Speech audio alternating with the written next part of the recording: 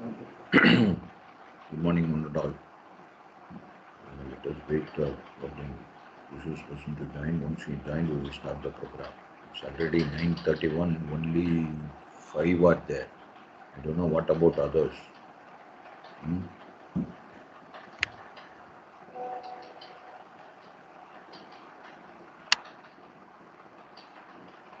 Every day we are doing the same thing.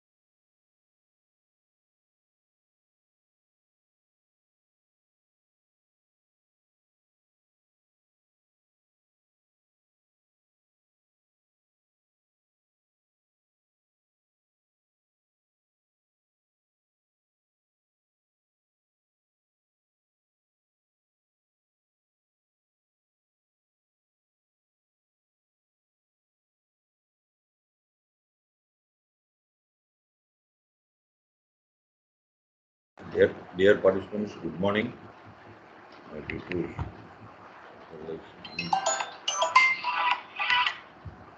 சொல்லுப்பா. சரி, என்ன வந்தாலும் அதுக்கு நம்ம என்ன பண்ணுறது? ஒரு 10 பேர் எனக்கு தப்பாக இருக்குது, மெயில் ஐடி தப்பாக இருக்குது, என்னால் ஜாயின் பண்ண முடியல. நான் நெட்ஒர்க்கை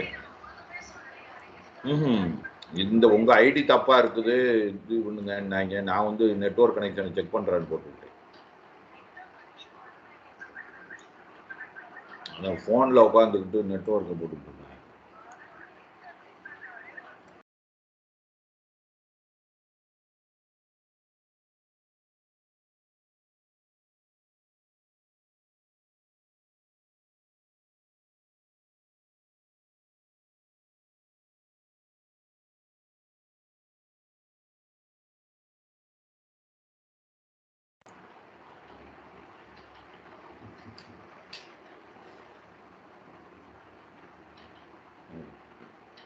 Dear participants, please be patient. Some participants are yet to join due to some. We already informed that kindly be prepared with your network connectivity and everything. Due to a lot of network issues, you doesn't have the proper network, they are not able to join. Simply people are joining through their mobile.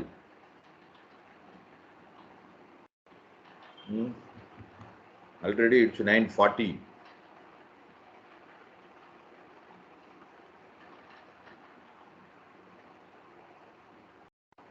Who is Dr. K. Why he is switching off his name?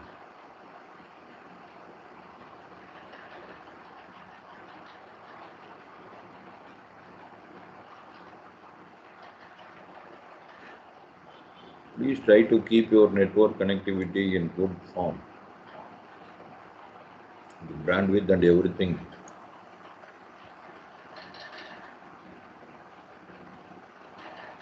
When only you are able to connect it. The other people doesn't have any issues, they have connected. Again, I am saying that 15 people have joined already.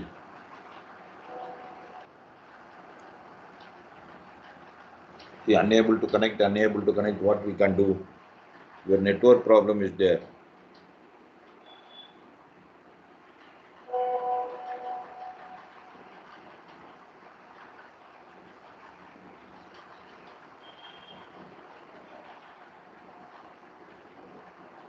See, today, this is the last. Tomorrow onwards, all the people have to join at before 9:30. Otherwise, you will not be permitted to enter into the lectures. Don't make us into trouble. We are not here for quantity. We are here for qualitative. See, everybody is putting not able to join. Kindly check your network connectivity.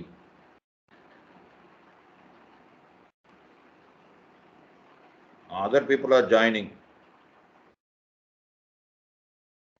All are joining through mobile.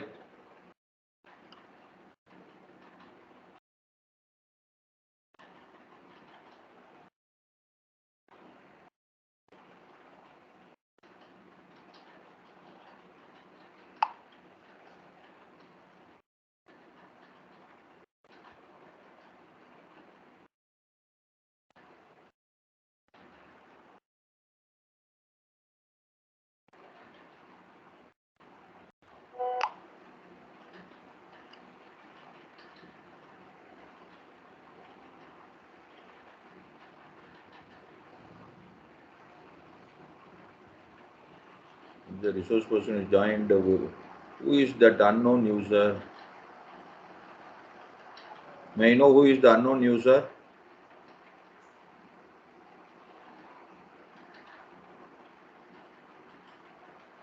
Who is in the name of unknown user?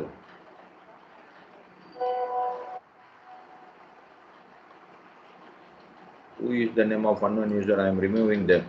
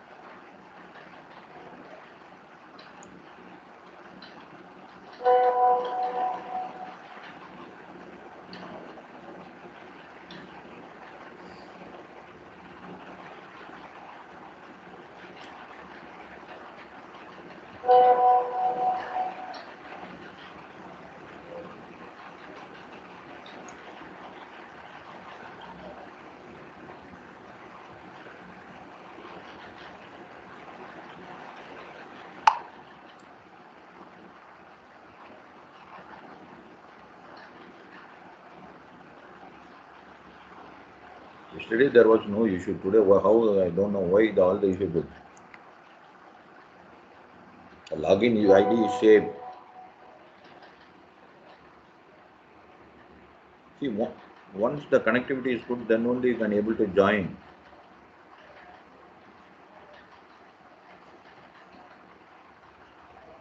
Kindly avoid to join through your mobile phones.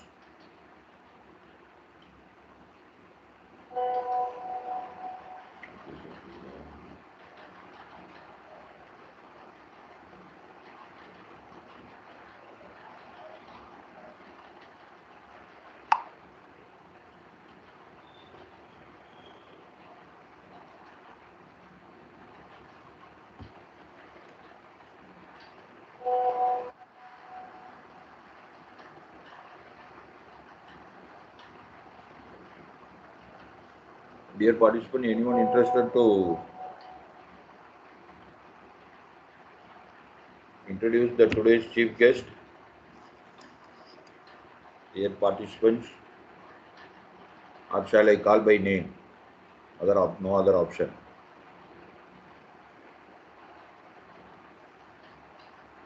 Then I have to go by name.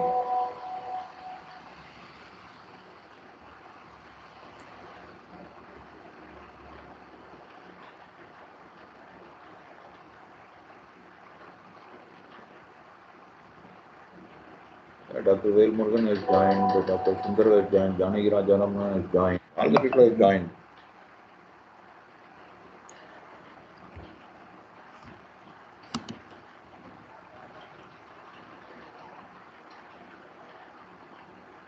Janagi Rajaram ma'am is helping the other participants also to join. Thank you, ma'am. But they are not following her instruction.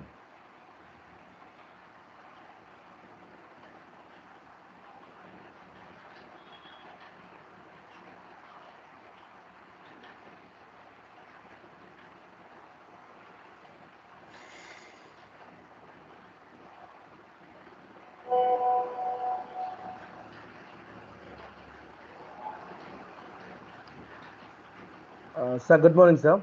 Good morning, sir. Good morning, sir. Sir, hope I'm audible. Sorry for Yes, the sir. inconvenience again. No problem, no issues, sir. Some No technical issues, it seems. Okay, sir. Shall we start, sir? Yeah, yes, sir. Please. Let us start, let them join, because we don't want to waste the time.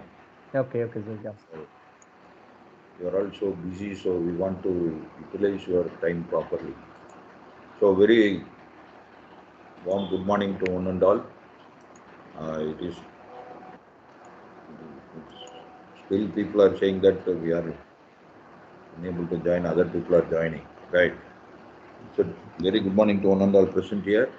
I'm happy to introduce Dr. M. Dileepan Kumar, who is the resource person of today's session. The topic is how to promote entrepreneurship development programs, methodology, tools and techniques, and selecting potential entrepreneurs, rationale for selection. Now, putting that right. Today's resource person is Dr. M. Dileepan Kumar. He is currently working as Associate Professor, Business Administration, Kalasalingam Business School, Kalasalingam Academy of Research and Education, deemed to be University, Krishnan Goyal, Virudunar District, Tamil Nadu. He is also serving as the Master Trainer at the Entrepreneurship Development and Innovation Institute, Government of Tamil Nadu. He is specialized in marketing, international business, entrepreneurship, labor and administrative law, shipping and logistics and psychology. His qualification include MBA, PGDLL and AL, DCOM, CMS, CEM, Diploma in Gandhi and Thought, DD, USA, Six Sigma Green Belt, MSc Applied Psychology, MPhil, MDiv, MCOM, PhD, and he is currently pursuing his MSc Data Science program. He holds 1.5 decades of experience in teaching, research, administration, training, and placements. He is also a certified ILO trainer from the International Labour Organization, a chief certified innovation officer from Roxton, UK, and certified international career coach, Midler. He is also serving as the president of Startup Nellai Community Circle that includes Tirunelveli, Thoothukudi, Kanyakumari, Tenkasi, and Virudhunagar districts in Tamil Nadu, Startup and Innovation Mission Government of Tamil Nadu. He is a startup ecosystem enabler and SDG enthusiast, a founder of two startups, AGAP Informatics and Startup Patrai, and co-founder of two startups, Curious Gamma Wave Learning and Spanky Vibes, a Tech Stars co-organizer, a startup Grind Kanyakumari co-organizer, and a TEDx organizer. He has authored 6 ISBN books, namely Marketing Management, Human Resource Management, Principles of Insurance, Business Mathematics, Production Management, and Financial Management. He is currently engaged in the preparation of 3 more books. He has presented more than 270 papers in both national and international conferences, and he has participated in nearly 112 workshops, FDP, and seminars. To his credit, he has published many articles in leading journals, including UGC CARE, Scoopus, Indexed Web of Science, other referred journals, and conference proceedings. He has organized more than 280 programs at state, national, and international levels. He holds 6 patents and 1 copyright to his credit. In addition to teaching, he is also a good researcher who has completed more than 7 projects, including major and minor projects funded by various funding organizations. He received the Best Paper Award for 13 times, Best Presenter Award, Best Leader Award, Best CSR Award, Best Educator Award, Award for Innovation in Teaching Management Education, Indian Leadership Award for Educational Excellence, received from the former Election Commissioner of India, Rashtriya Vibhushan Award for Excellence in Education, received from the Government of Delhi, International Achievers Award for Education Excellence, received from the former Prime Minister of Thailand. Guru Award received from the former Union Minister of State and State for Law and Justice. Best Innovator Teacher Award received from Mr. Toy D. Klein, Director STEM Innovation, NASA, USA, and Padma Shri V. Adimurthy, Distinguished Honorary Professor, ISRO. Periyasayar Kalaimani Virudu received from Kaviyarasar Kalai Tamil Changam Namakkal.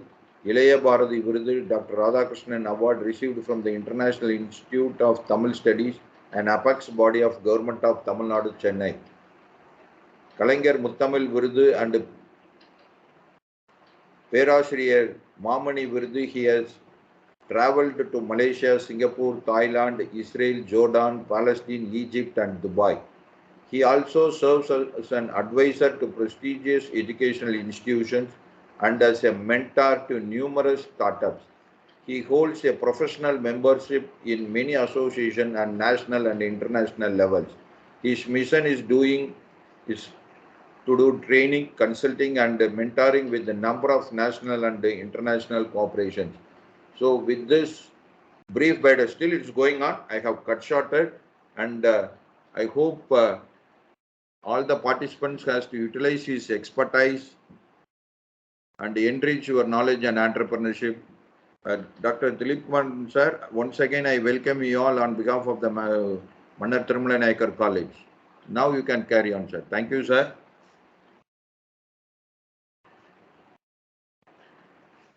Sir, thank you, sir. Now you can continue, sir. Thank you very much for your kind acceptance, sir. Thank you. Sir.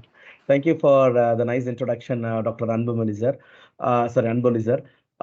Good morning, the distinguished members of the management of Mannar Tirumala Nayakar College, the respected principal, the coordinators of this Faculty Entrepreneurship Development Program, Dr. Naranjana and Dr. Anboli sir, the heads of the various departments of the college, faculty members who have joined us this morning. Again, I'm delighted before you today to discuss a wonderful topic which becomes very vital for students in their future, and it also helps us for the growth of our education system as a large.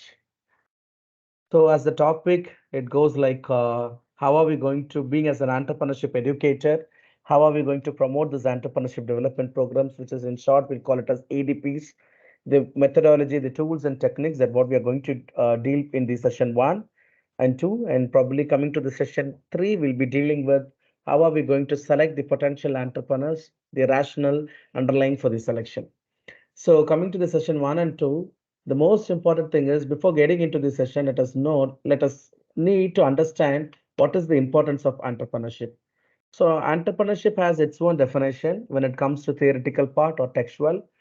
People will talk, we do have entrepreneurship as one among the curriculum when compared in the curriculum like another courses, but how far it creates an impact is again a bigger question mark.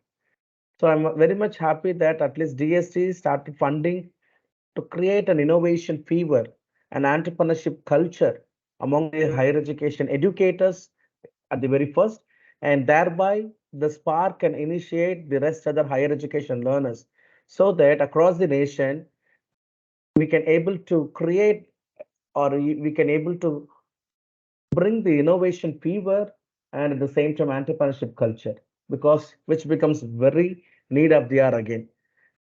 So when you're talking about entrepreneurship, it is nothing but it is a process of identifying an opportunities, taking a risk, and creating value by developing some innovative solutions to the problems which may be bring a new products or the services to the market.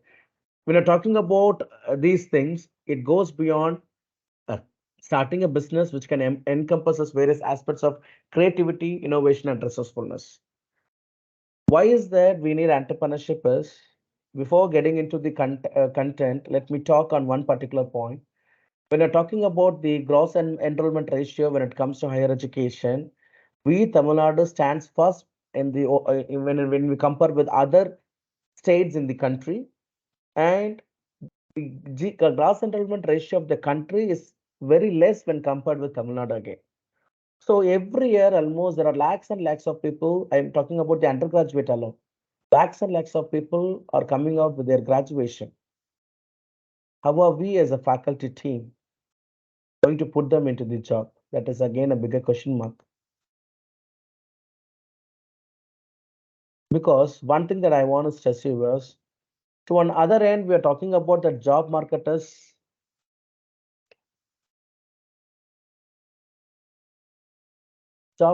very poor. But literally, there are certain jobs which is available there in the job market. But the only thing is, we or we in the sense the student, the higher education learners, they don't possess enough skills to grab that wonderful opportunity whichever is available.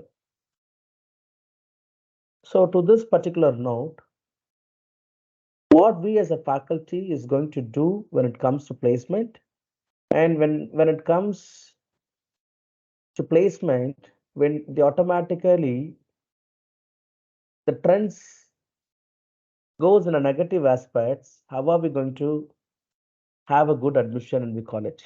That is also when as we as a faculty team that I was addressing this particular issue.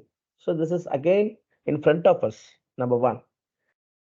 So we as a faculty, what is the next solution or the next alternative path for us is it is mandatory that we as a faculty need to address this particular entrepreneurship. We need to impart entrepreneurial skills among the students. We need to bring entrepreneurship culture in our institution. Only then we can able to strive excellence when what these two situations, placements and admissions, which is again uh, very important for any institutions across the globe. So how are we going to manage it? It's all because of the entrepreneurship, because entrepreneurship will become an alternative career path for the higher education learners. I told you what is the reason that we need to understand about the importance of entrepreneurship is only through entrepreneurship the nation's economy can be grow. Because entrepreneurs will always play a pivotal role in driving economic growth. So they do create new businesses, they do generate the job opportunities, they do contribute to the thriving economy again. Only thing is they need to have some innovative ideas and solutions which can lead them to develop a new industries and technologies, and further, again, they can fuel the economic growth. So before that, we as an academic educator should have an entrepreneurial mindset so that we are in a position to foster an entrepreneurial mindset among the higher education learner. So what we as an entrepreneurship educator, what we need to do is at the very first, we need to encourage an entrepreneurial mindset among the students because that is very crucial. See, even if they don't plan to become an entrepreneur themselves, leave it. It is up to us to give them because the entrepreneurial mindset, which involves some of the traits like creativity, critical thinking, problem solving, adaptability, resilience, and all those things. And these traits will not only help them to start an enterprise, but it will also lead them to have a successful careers in various fields. So all the way giving to all the learners of higher education on this entrepreneurial mindset will help them in both the way. They can get benefited in both the way. Either they can start their own venture or they may be in a position to go for a campus placements. Because these skill sets which remains common for both running a venture or running an enterprise as well as moving forward placements. So when you're talking about India and Tamil Nadu, entrepreneurship is only the pivotal role in driving economic growth because startups and small business nowadays they started contributing to job creation. They're also helping in the increased productivity and innovation. After post-COVID, I can say one particular thing called as disruption. So after post-COVID, you can see in any newspaper or any television or any news, you can find this particular word called as disruption. So now we are into a disrupted economy. We are even a disrupted setup of industries nowadays because only through the all these things only we can bolster the overall economy. And the next thing is we need to encourage the students on the innovation and technology adoption because these two are the forefront when it comes to various industries. And these endeavors will lead them to the advancement to contribute the nation's progress and the global competitiveness. And one other thing is, often we used to talk that, see, people from rural, they may not in a position to survey. People from Tamil medium, they will not able to survey. This is the myth that what every student have in their mind. But this entrepreneurship will break the myth by promoting an inclusive development. Because this entrepreneurship will always play a bridge for the bridge in the socio-economic gap by empowering the marginalized communities and women entrepreneurs. So definitely it is in a position to promote inclusivity. It will also provide an opportunities for individuals from diverse backgrounds so as to participate in the economic growth stories. In India and Tamil Nadu, if you take youth employment and employability is very important again because 10 years back, China and Japan, they had a very wonderful scenario called as demographic dividend. And today in India, if you take, India is enjoying this demographic dividend.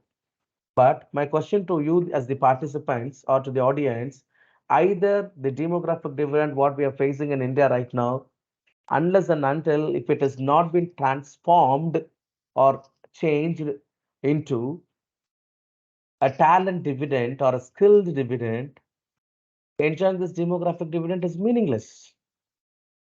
So it is in the hands of the higher education educators, especially you and me. We are in a position to work on with this instead of patting ourselves on our shoulder saying about the demographic dividend or talking about the demographic dividend. It is all about the conversion or transformation of this demographic dividend to a talent and skillful dividend. Because China and Japan made it very skillful. They handled this demographic dividend in a very nice way. And today they are in a successful way. But country, India, we are enjoying right now the demographic dividend. But what is the use of it unless and until if there is no transformation in terms of talent and skill? And that is what we are today talking about the employment and employability among youth.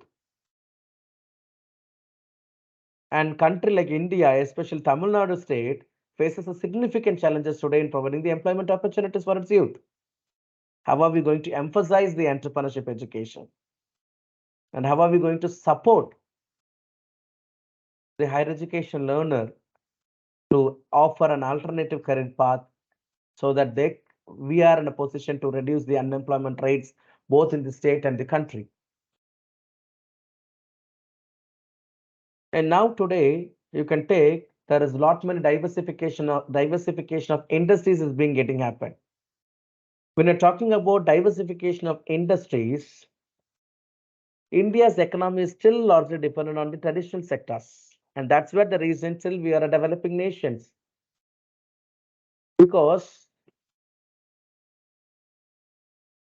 3, 5 years back, we are not encouraging and we failed to encourage entrepreneurship. And now the fever has spread across the nation and we started encouraging this entrepreneurship because this entrepreneurship can lead to the emergence of new industries where we can reduce the reliance on a few sectors and we can promote a balanced economic structure.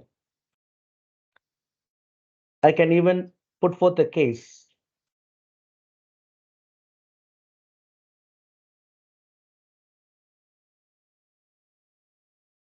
So coming to Virudhunagar district, I can even put forth you a case.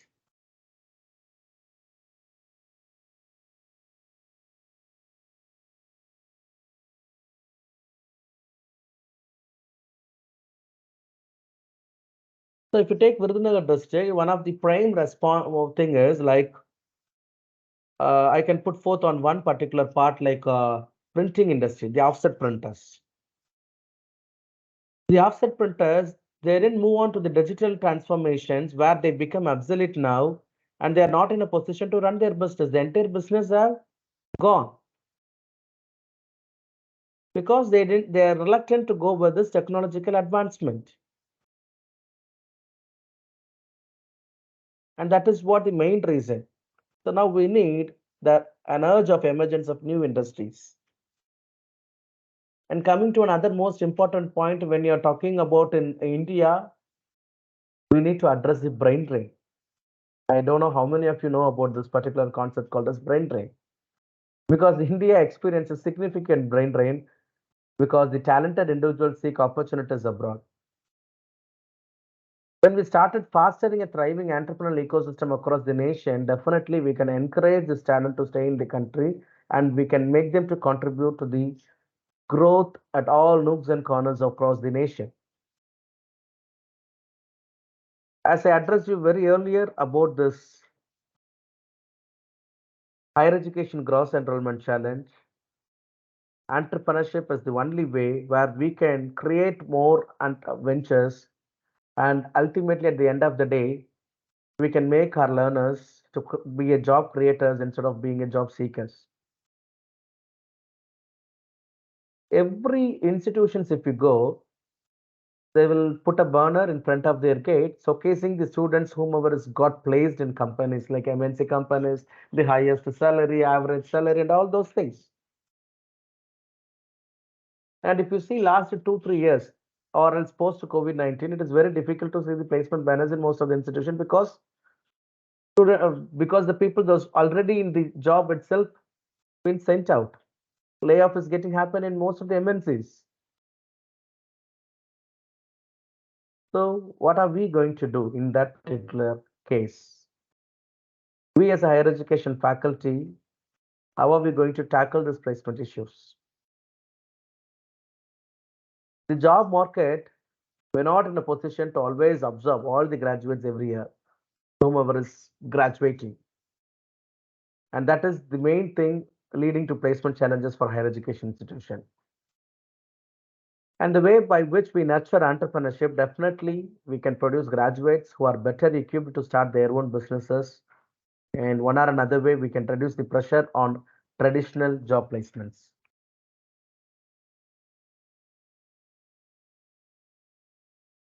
The next part is there is a skill gap is getting happen. We can find a skill gap. And being an entrepreneurship educators, of course, the professors or the faculty members, whomever is joined in this 14 days of FADP program, after completion, you become an entrepreneurship educators. I hope that not for a certificate sake, you all have attended on the urge, or you need to, you are in a position to bring value to your own table. So when you become an entrepreneurship educators after successful completion of this 14 days of this FADP program, Nevertheless, we will address the skill gap by providing practical and hands-on learning experiences to the students. And definitely, this type of education will always equip the students with necessary skills and knowledge to be a successful entrepreneurs. And they started value the assets in the job market where specific skill sets becomes demand nowadays. When you're talking about this entrepreneurship, we do have many initiatives which are taken by the government, both state and central. When you're talking about, in particular, there are a lot many in Tamil Nadu state government, lot many policies have been enacted. There are funding schemes are there. Too many incubation centers are there to create a conducive environment for startups. And at the same time, when you're talking about India as a central part, they do come up with many initiatives like Startup India, Skill India, and all those things, which eventually help the startups to grow and scale efficiently. And how are we as a faculty team, we are going to integrate this entrepreneurship education in practice? It is not about the education, it is about the program. That's what we call it as EDP, Entrepreneurship Development Programs. How are we going to integrate this into our practice? One thing definitely every curriculum, either it is BCom or BB or whatever it may be, or even an engineering background, they do have entrepreneurship in their curriculum. There is no doubt at all. But my question to the August audience is either this particular course is fruitful or not, or what is the outcome of it. Today, after going with this outcome-based education, OBE mode of education, we are mapping CO and PO. But what is the course outcome of this particular course, entrepreneurship? Because entrepreneurship across various disciplines, it will ensure the students, regardless of their field of study, it allow them to have an exposure to the concepts and principles. So end of this particular course, definitely the entrepreneurial thinking should get happen, and this entrepreneur thinking have to apply it in their respective area of interest. That's what the outcome of the course. But whether it is in practice, my question. Second, how many of the institution today collaborating with industries and startups? This is again a bigger question mark. Earlier, we have for the NAC sake, we do have industry institute partnership sale, industry institute interface, and all those things. So we, as NAC insisted 2 cycles back, we signed MOU with many industries and all those things. Signing an MOU is second, but how are we collaborating with all those industries and startups? Are we establishing any partnerships with them? Because this partnership will help us or benefit our students by providing the real world exposure again. That, of course, you all know it. Maybe in terms of internship, in terms of guest lectures, or in terms of mentorships, where a student can learn from an experienced professional and they can gain insights into the practical aspects of entrepreneurship. Next, it is all about the entrepreneurship support centers. How we are going to establish this entrepreneurship support system or support centers in our institution. Only if we establish this entrepreneurship support centers, maybe in terms of e-sale or in terms of Center for Entrepreneurship Development, or what in my institution, what I have is I have made it as InnoSpark Hub. Innovation has to spark with everyone. So I made it as InnoSpark Hub. Because only through these systems or these centers, we can serve as a valuable resource for these aspiring entrepreneurs within the framework. Because these centers should be in a position to offer guidance, mentorship, funding support, incubation facilities, and definitely these system will create a nurturing environment for student startups. And through this e-sale, you can even go with many experiential learning, business development program. You can pitch and rise, networking. All these things can be done through this particular initiative or through this particular center. One thing that I can say is when you're talking about this EDP, why is this EDP is very important for us is, as I told you, that's what I have bridged the gap so that I talked more about this entrepreneurship at the very first, because it becomes need of the hour.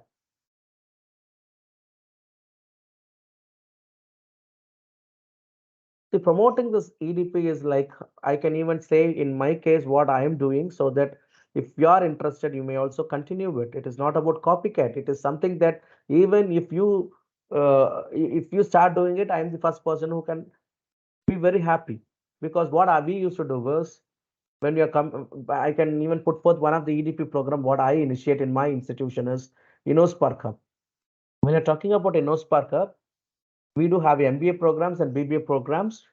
So a circular will be sent to the students. Whomever is interested can register for this particular club. It is like a forum.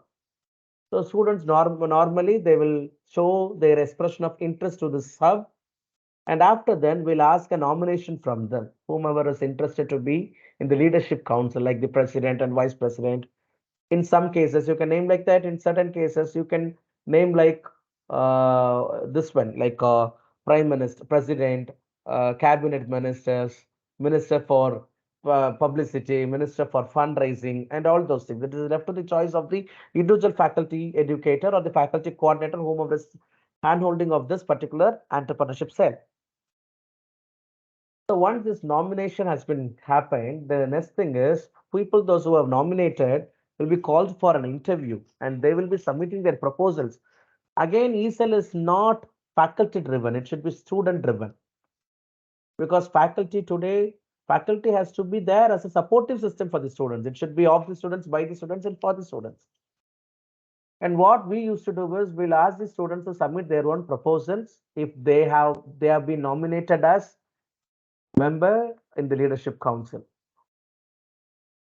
and they'll undergo an interview process, and whomever is doing good, they will be put as an, or they'll be taking charge as the president, vice president, secretary, treasurer, and all those things.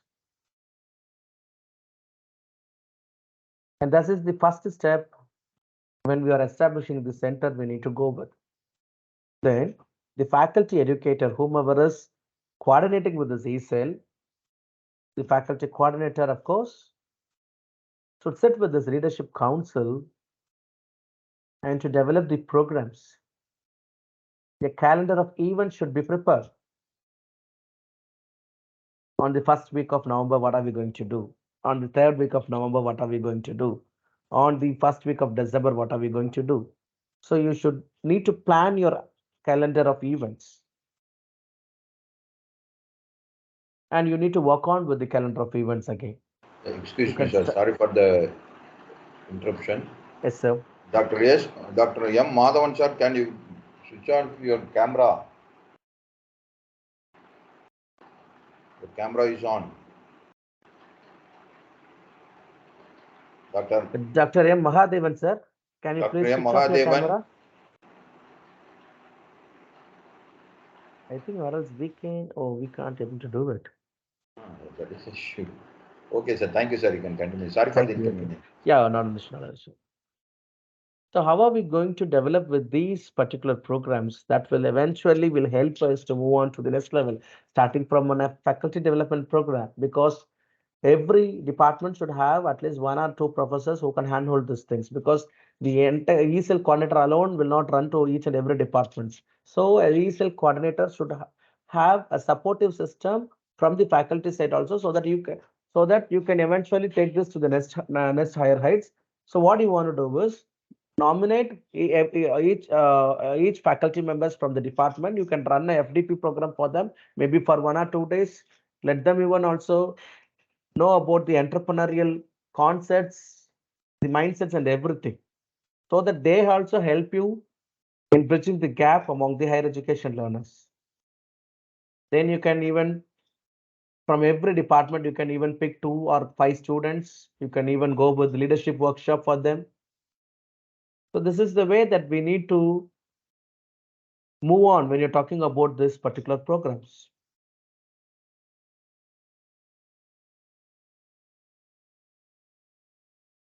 One minute.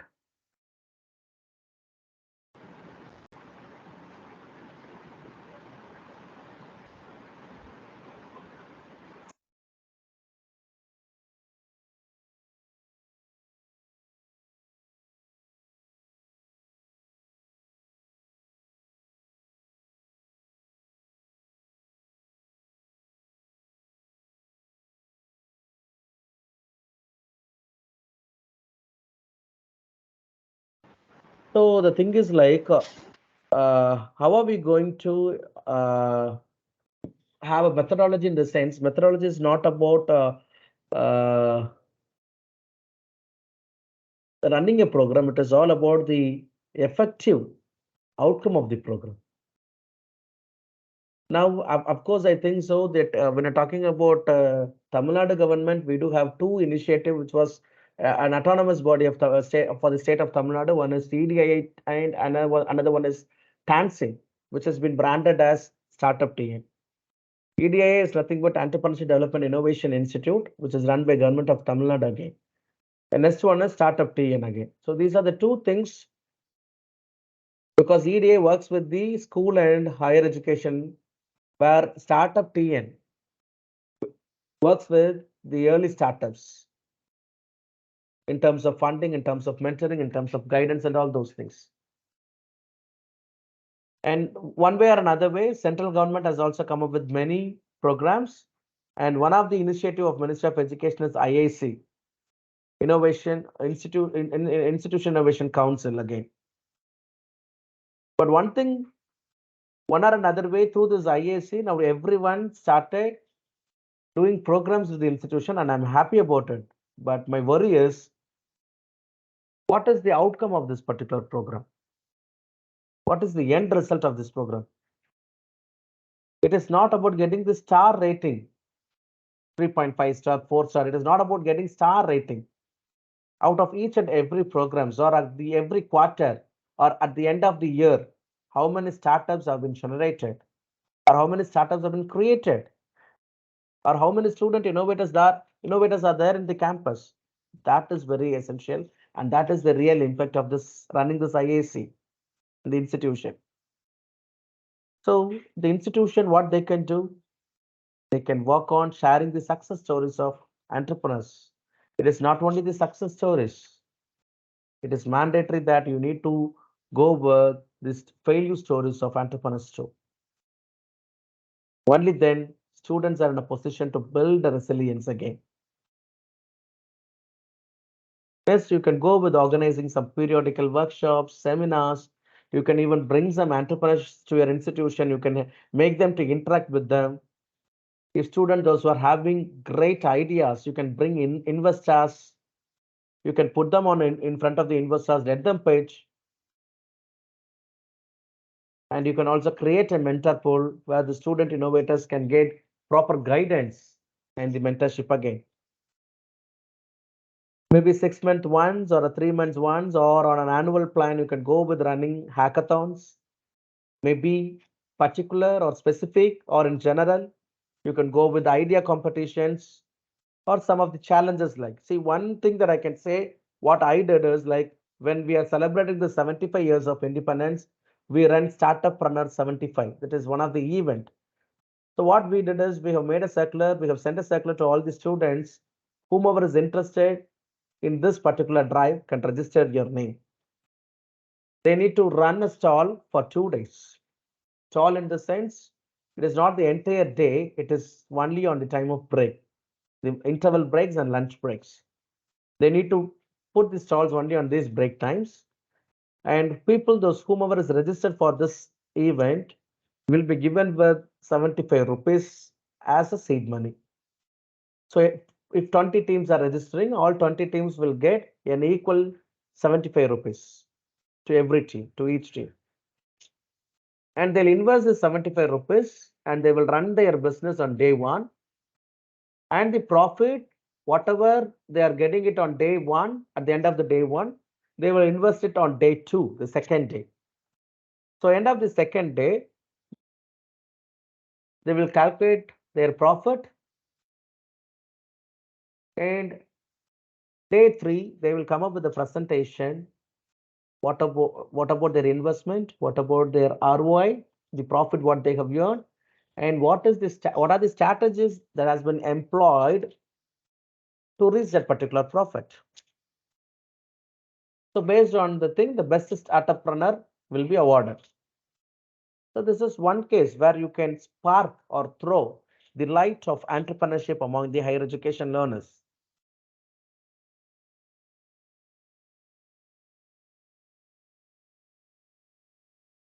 What I advise all the institution is either to start an incubation center where nurturing of entrepreneurship is done, or else if you are not in a position, maybe due to lack of infrastructure or support system, you can go with opening a pre-incubation center or a co-incubation center by signing an MOU with some of the established incubation center across many engineering colleges or universities.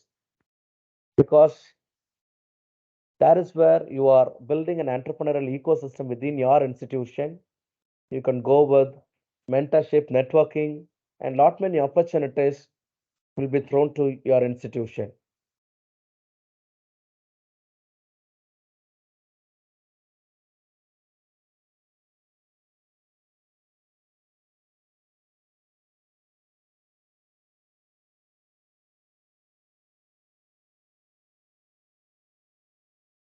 So as I told you about the e-cell, it should not run programs alone. It should literally it should run as a company. That's what I can suggest. I can say. So if Mannar Tirumala Naikar College is there in a part of Madurai, what is the nearby opportunities are there? They need to smell it out. They need to identify it out. They need to sense it out. Say, for example, as I work with Kalasalingam University, in the nearby, we have agriculture. Palkova is very famous in Srivilliputtur. And when you're talking about Rajapalayam, the spinning weaving industries is there, and the bricklaying is also being there. So, what are the opportunities are there available within the outskirts of our institution? Identify an opportunity, establish a vision over it, persuade it, gather whatever the resources which may be available it, because these will help you eventually to make your students to create a new venture or a product, or they can even create their own market again, and let them change and adapt to the time as and when required. You can even go with EDII, which is an Ahmedabad, where they do have many programs, training, and they'll help us in the institutional building activities by encourage active participation of backward areas and special target groups in entrepreneurship. And coming to the tools and techniques, let us understand the target audience. That's what I told you. Instead of not taking all 240, you can even have an awareness to all 240. If, say, for example, your intake is 240, I'm saying. So for all the higher education learners, you go with an awareness at an initial phase. But when you are running some specific group, specific programs, understand the target audience who have the thirst on earning a change, and thereby they are going to be change makers in society. Do those programs for them where you can get the real outcomes out of it. And collaborate with the stakeholders, like you can engage with various stakeholders like government agencies, non-profit organization, education institution, industry association, and local business, and everywhere. And collaborate with all those things where you can secure funds from them, you can receive, you can get the resources from them, and you can even access them as a broader audience.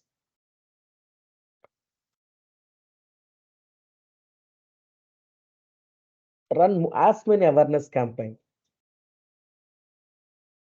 After this leadership council has been set up, this leadership council students will move on to the streets in the sense to the within the institution, I can say, because on the roads, okay, if you have a block or canteen or somewhere else where every students of the institution can have an easy access point, students will put a stall like structure over there. They'll put a table and everything, and they'll be calling for students, whomever is interested into this entrepreneurship. And when you start doing it, you are creating a vibe. And this generation 2K kids always familiar with the word called as vibe. You can cultivate a vibe within the campus, an entrepreneurship culture in your higher education institution. Next, through collaborations, you can even run many networking events and workshops, because that will facilitate knowledge sharing, idea generation, and will create a supportive community again. Then mentorship and coaching, because I'm very sure that faculty alone cannot do wonders, and we may not in a position to do it overall night, because it is normally I used to say that the professors those who work very earlier are very blessed, because they came, they because of passionate towards teaching, they taught and went. But today it is less of teaching and more of documentation, because we are binded with many statutory bodies. So what is the next techniques or the tools that what we need to do is we need to establish a mentor pool, probably from our own circle, from or from our co-worker circle, or from our alumni. We'll be having some experienced entrepreneurs who can guide the aspiring entrepreneurs through the challenges of starting and running a business, which can provide valuable insights and the practical advice for them. And next thing is there are a lot many MOOC courses is available. These online learning platforms are there. You can ask your students to register for the webinars, virtual workshops, or to some specific set of programs. See, if botany student is there and they want to create their enterprise, they can go or they can undergo with some training programs on moringa or mushroom cultivation. For an example, I'm saying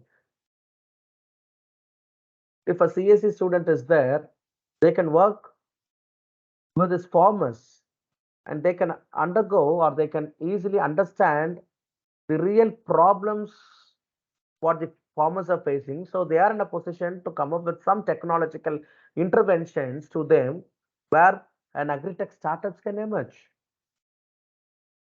And this online learning platforms will definitely help them, because why I'm suggesting online platforms is like they do have flexibility, they do have accessibility, and they can attract a wider audience again. The next thing is, as I told, incubation.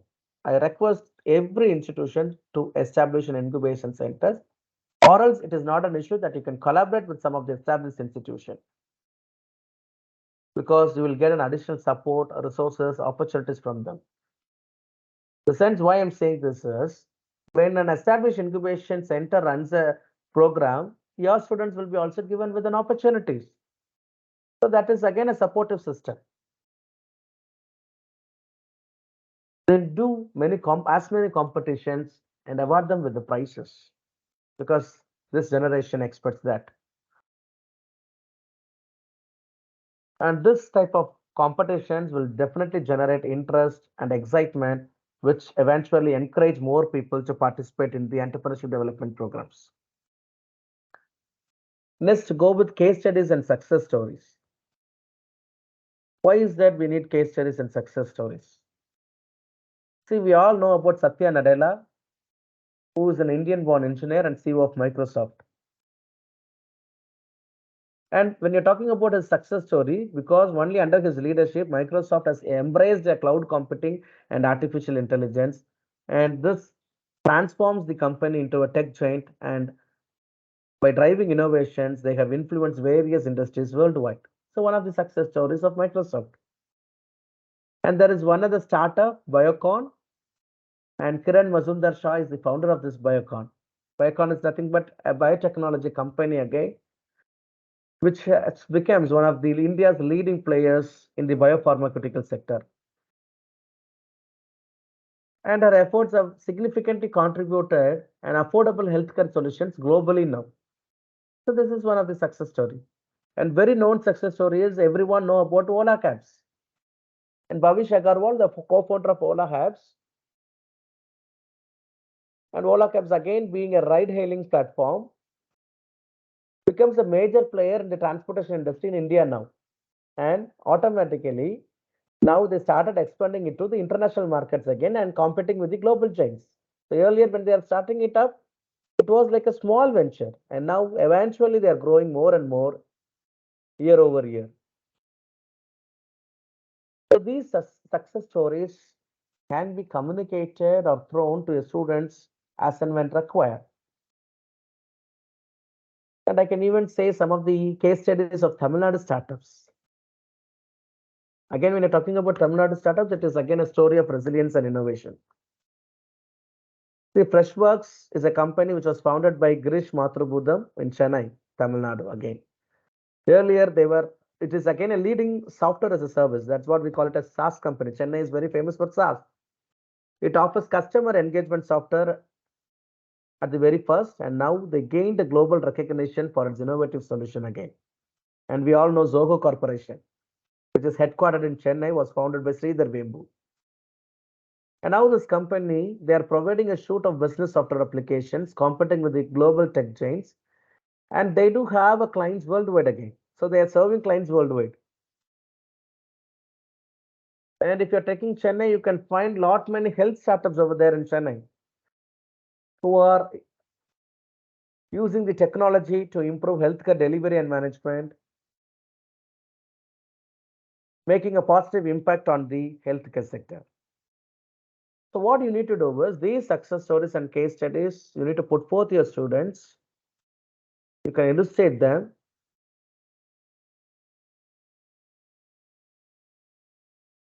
So that when you started showcasing how Indian startups are making a mark on the global stage and the way in which they contribute to the economic growth, like job creation and the transformation, what they are doing it in various industries and the society as a large, this will draw inspiration to the higher education learners in terms of entrepreneurship, innovations, and perseverance.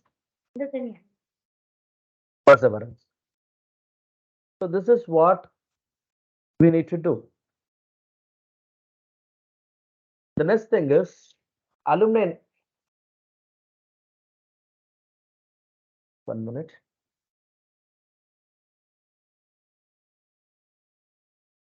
The next thing is how are we utilizing the alumni of our institution? Alumni engagement is very important, not only for guest lectures and all those things. When we create alumni network, we can run very good EDP programs in our institution because alumni definitely will serve as a brand ambassadors again, and they can even share their experience to attract new candidates.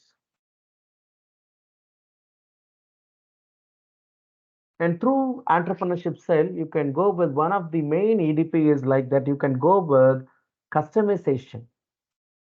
What is customization? You may have a question in your mind. It is nothing but you can go with some of the tailor-made programs in our institution that I told you, no. As Kalasalingam, we are very close with AgriLands. We are running out with agri tech startups we are doing in our institution. In one of the main program is SHIP, specially shared impairment. So we are working with those people and we are also bringing some technological intervention for them.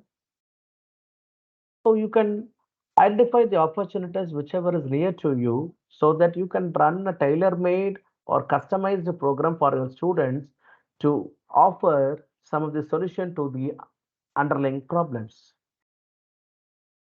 And this should not be stopped as it is. It should be a continuous improvement again. So gather feedback as and when required from the participants and stakeholders regularly. And use these feedbacks to improve your EDP's content delivery and the overall effectiveness. Establish partnership with as many corporates that can lead sponsorships, internship opportunities, and the valuable opportunities for the EDP participants again.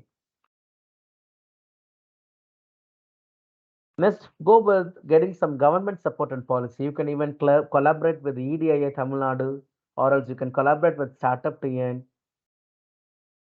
or every district has a skill department is there. Assistant Director of Skill is there in every department from Tamil Nadu Skill Development Corporation. So advocate the support from them.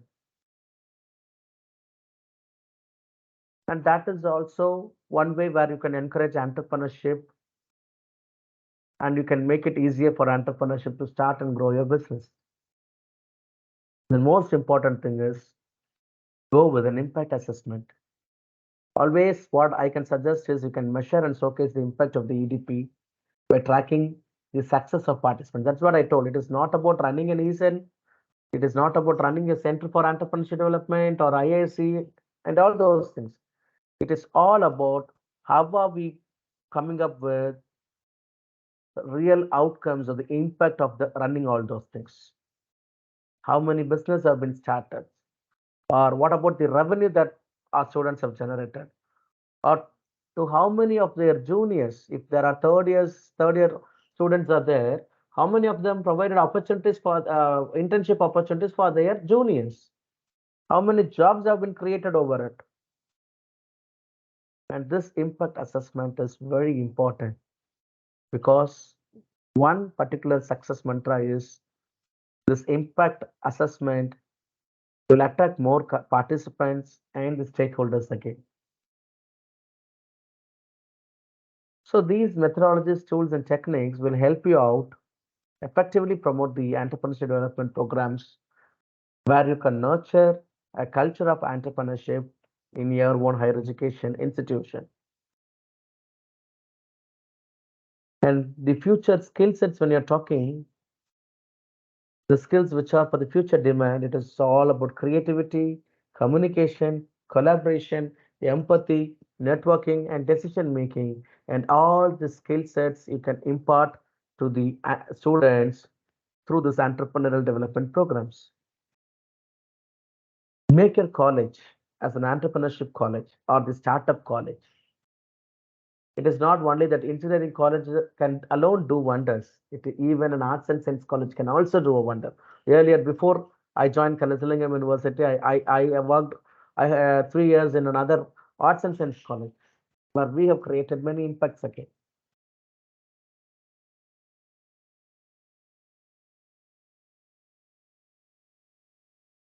So my humble request is, being as a fraternity, let's start thinking about the need. Let's develop an entrepreneurial mindset among our higher education learners. Let's go with setting up of a good support system in terms of innovation and entrepreneurship. Let us handhold that particular forums. Let's work on with an academic calendar of events. Let us start partnering with government, non-governmental agencies as well as the industry.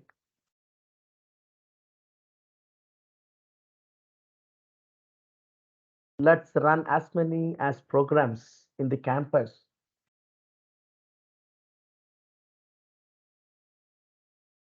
And these things definitely at the end of the day will create an innovation fever in your institution as well as an entrepreneurship culture will be there in your institution.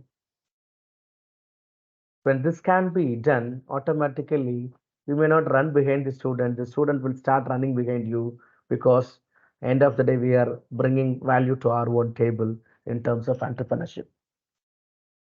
And with this, I'll stop the session one. Let's have a break for another 10 minutes. And after then, we can board onto the same platform for the next session. So thank you all. Anboli sir, shall we break for another 10 minutes? No, sir, we never give them break. It's continuously because if Obviously, we are doing session, huh? yes, sir, yes, sir, Okay. yes, sir. Can I join within 5 minutes, sir? No issue, no issue. Okay, okay, please. Take dear participants, kindly relax for 5 minutes. The resource person will join within 5 minutes. For that, we have some videos also.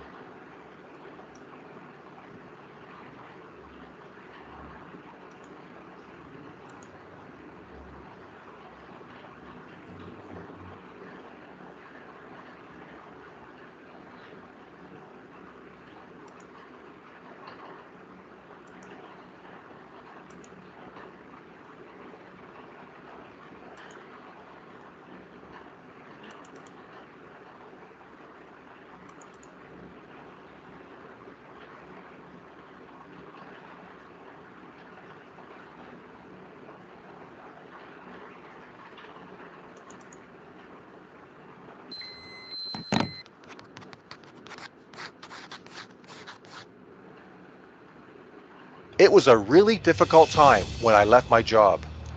I was worried how to manage my expenses, and I was not ready to join another job. I thought, why not go for a business? But I had nothing to invest, and was totally blank on what to do. Then suddenly my old house gave me a great idea. Young entrepreneurs are ruling the world today, and why can't I? My old house was located at a small town area near to a market, so I can easily establish it as a perfect guest house for tourists. I ran to speak with my father. "What's the condition of our old house?" I asked. "It's a complete furnished one, you know, but no one to take care of it. I think I should sell it off." "What do you say?" my father replied. "I have a great idea. We can start a good business. We would just take some days to clean our house and give it the look of a furnished guest house. I would deal with clients, and we can even arrange food from a nearby eatery if they want the facility." My father was very much excited hearing this concept, and he too agreed to start the business with me. It was an inspiration for me, and I felt confident knowing my father would always be there with good suggestions.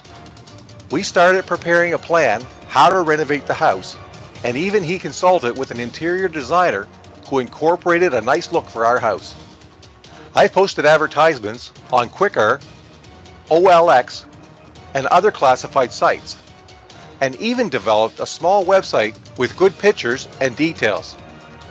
I myself was a good writer and posted some nice content that even helped me to carry out a better SEO. I got my friend who agreed to do the SEO with a minimal charge. He studied the competitor sites and prepared a cycle with 3 options. 1. What are the main things that are important to reach the target audience? 2. Distribute data effectively to get instant results. 3. Maximizing the duration value of the contents across various channels. Apart from this, I gave priority to mobile SEO, as users today prefer to get everything inside that palm-sized device. It helped a lot to get good deals, and I realized the true importance of digital marketing. I didn't even miss out the pay-per-click option, and I was able to get more domestic clients earning huge profits that gave me the self-motivation to go ahead. Gradually, I was on the way to becoming a young entrepreneur, and it was a good feeling. I can't even express it in mere words. Today, I handle more than 5 guest houses with transport and restaurant facilities. Presently, my father is not with me, but his support in the beginning was a great thing I miss even today. I organize corporate tours today, dealing with international clients, and this is a great achievement in my whole life.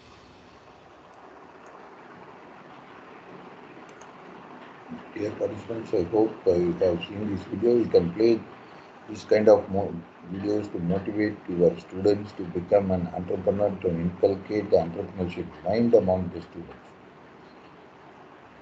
That's why the Department of Science and Technology, the Government of India, is sponsoring all this kind of programs. Try for another.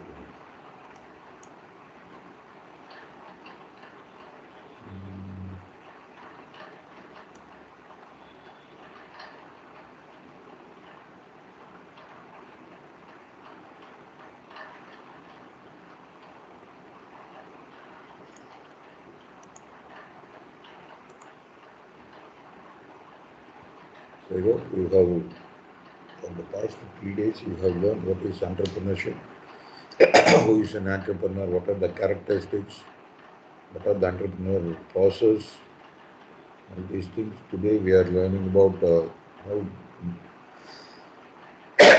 excuse me, how we can organize some programs and all these things, methodology, tools and techniques. So kindly utilize these experts and create an entrepreneurship mind in your students. Try to create more entrepreneurs in your institutions.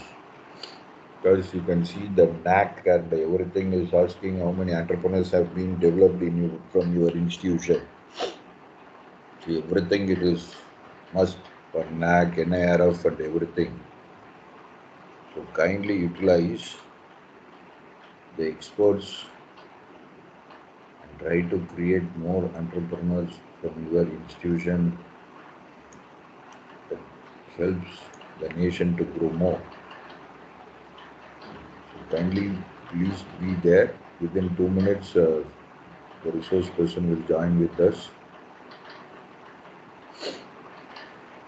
I will show some video also. Some video. The videos will motivate your students.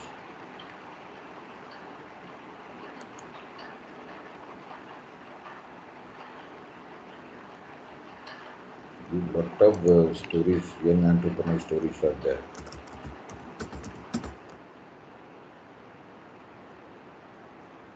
Put it and can play with your students.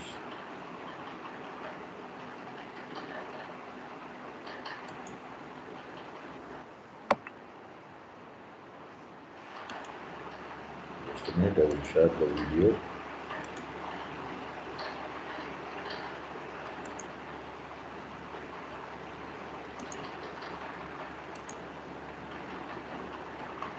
Let's see.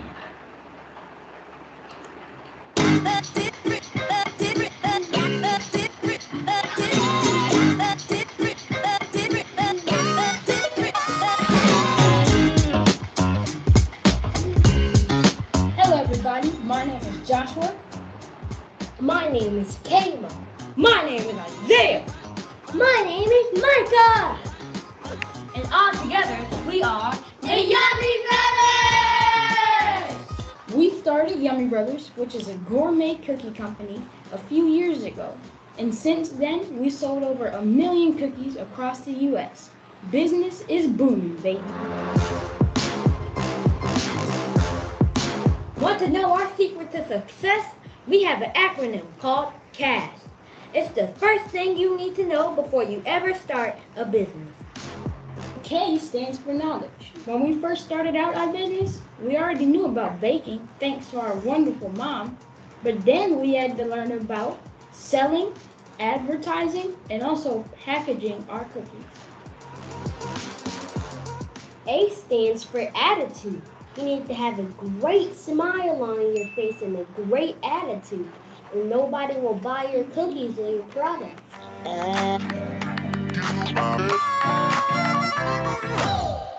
S stands for skill. You need to develop the correct skill before you start your business. My 3 brothers and I were ready from the start. And to make sure we were ready, we baked our delicious cookies almost every day. H stands for habit. You need to wash your hands, keep yourself clean, you need to wear a hairnet, and gloves.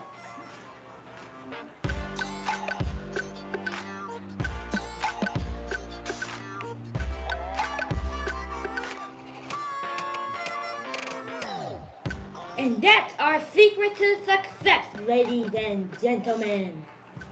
Bye-bye for now. Bye-bye for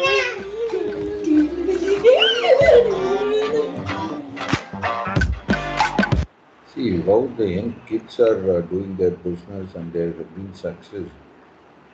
So these kind of videos will motivate our young students to become an entrepreneurs and show some other things.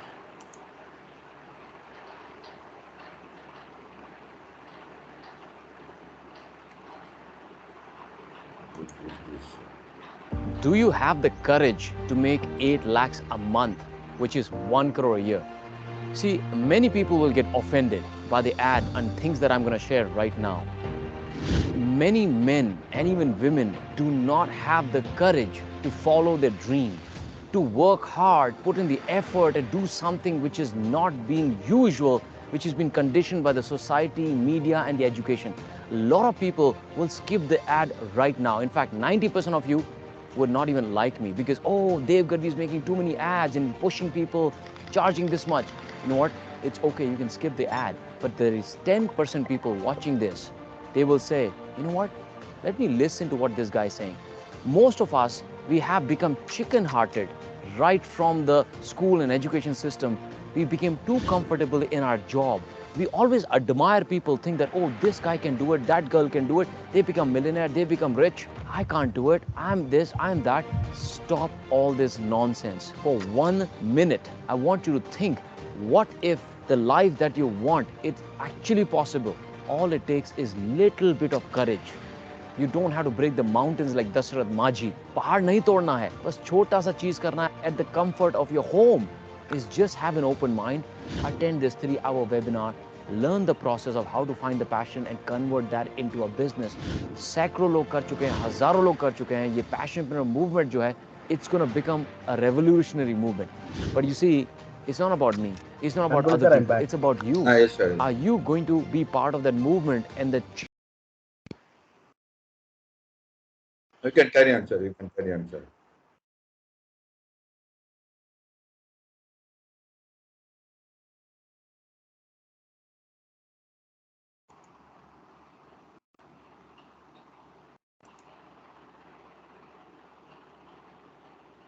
Sir, you can carry on, sir. Dear Sir, participants, thank you, sir. the resource person is back. Now we are continuing our session. So welcome back to all the participants for the next session on selecting potential entrepreneurs rational for selection again. So today, as from the morning, we are discussing about the crucial aspects of entrepreneurship, its needs, importance, relevance, and all those things, the AEDP programs and the mechanisms behind it. And after then, it is the most important thing is the process of selecting the potential entrepreneurship for success. See, as we all know, entrepreneurship is not merely about coming up with a brilliant idea, because idea, everyone will have an idea, but it's all about the passion, determination, and the ability to transform all those ideas into reality. So we need to understand this particular rationale at the very first and the underlying key factors behind this will help us in fostering a vibrant and thriving entrepreneurial community within the higher education institution. So probably in next 40 to 50 minutes, we are going to deal with the elements that make up the entrepreneurial mindset. How are we going to explore the methods to identify entrepreneurial potential? The way in which we are going to evaluate the viability of business ideas, analyze risk and resilience, and how we are going to emphasize the importance of mentorship and support. And these are the ways in which we can select the rational entrepreneurs within the higher education institution. And I hope that at the end, you can even gain valuable insights into the process of selecting these potential entrepreneurs. Perhaps this will inspire some of you to embark on your own. As a faculty, you can run your own show, because I'm as a faculty, I'm running 4 startups where I'm founder of 2 startups and co-founder of another 2 startups. So probably this will definitely inspire you and embark your own entrepreneurial journey again. So let's move on to the rationale for selecting those who will lead us into an innovative and prosperous future. So as I told you about the entrepreneurial mindset very earlier, it is again a unique way of thinking what enables an individuals to identify the opportunities, help them in taking the calculated risk, and this will eventually create a value to the problems what we are facing or to the society. So going behind going beyond the desire of the starting a business, it is up to us to set of attitudes and behaviors which can drive an individual to innovate, solve problems, and will help them to embrace an uncertainty. So we need to have this mindset, not only we as a faculty educators, even our own students should have this mindset, because this will again forces them to a culture of innovation, drives economic growth, and leads to the creation of new product services and industry. And secondly, what we need to do is we need to discuss the key traits and characteristics which can commonly found in some successful entrepreneurs. I can even quote some of the key traits which is very essential to be a successful entrepreneur. And these traits will help us to identify or to select the students who can be turned as an entrepreneur in 1 or 2 months, or maybe within 6 months, or maybe their 3 years of their program, whatever it may be, as early as One is visionary leadership. So if they need to be an entrepreneur, they should have a clear vision of what they want to achieve and what they can inspire others to share the vision. Second thing is it's all about risk taking. So how are we going to take the risk? How are we going to take the risk here? So how willing a student is able to take the calculated risk, and thereby they can even step out of their comfort zones so that they can achieve their goals. Thirdly, we need to talk about decision making. How the aspiring entrepreneurship student, those who are aspire to be an entrepreneurship, to be an entrepreneur, can be decisive, and they do hold or capable of making tough choices, because normally we make choices under pressure. So how decisive they are and capable of making the choices. The fourth is the resourcefulness. When you are selecting the entrepreneurs, you should identify one of the traits as how they are finding a creative solution to the challenges or the problems what they are facing, and how they are going to leverage the available resources in an effective way to solve those problems. Fifth is all about flexibility, because an entrepreneur should be more flexible, or they need to adapt to the changing circumstances, because that will help them in embracing new ideas again. Sixth, it is all about a strong work ethic. People should be hardworking, they should be more of dedicative, and they should have persistence in pursuing the objectives as and when needed. Next, these entrepreneurs should be customer centric. They should focus on understanding and fulfilling the needs and wants of the customer, and they need to deliver value accordingly. And last trait, which is more essential, I can say resilience. How have these kids bounce back from failures? How they are going to learn from mistakes? Because these will help them to move forward. See, this generation, it is very difficult. Even if they fail in examination, they are not understanding that what we have written, the result of that particular thing is what? Fail. They fail to even understand that particular thing. Immediately they are moving on to attempting suicide, because they are not bouncing back from failures. So resilience is more important for this particular generation to whom you and me are teaching. So resilience is also one of the trait for the entrepreneurs again. And there are another four things which we need to focus more is passion, perseverance, creativity, and adaptability. Apart from the above traits, these are another four qualities, or I can say the essential pillars of entrepreneurial mindset. One is passion. Passion will always fuel the entrepreneur's drive and the determination to overcome the obstacles and can make them to pursue their dreams relentlessly again. Second is perseverance.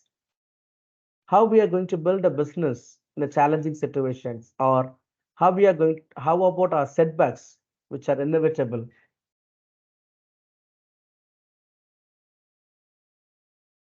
And this perseverance will allow an entrepreneur to stay committed to their goals despite adversity.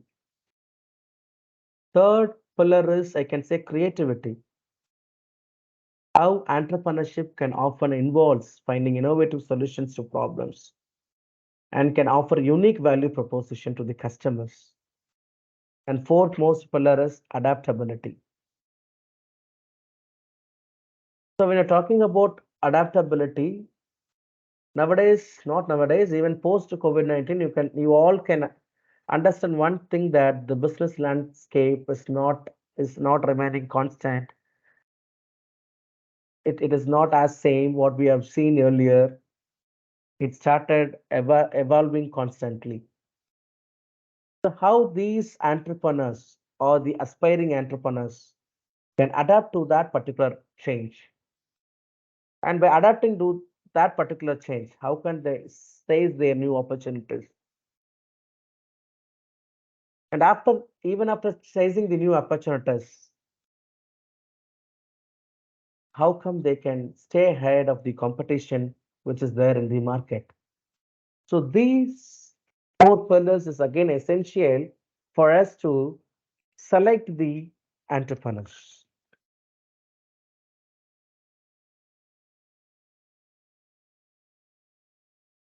See, I can even put forth some of the inspiring examples of successful entrepreneurs who embody these qualities and traits and which made them to succeed in their field. So the one is like Steve Jobs, I can say, the founder of Apple again.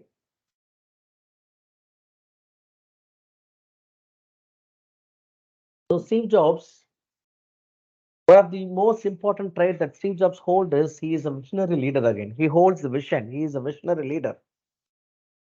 And being as a visionary leader, through his vision, he has revolutionized the technology industry with his passion for design and innovation.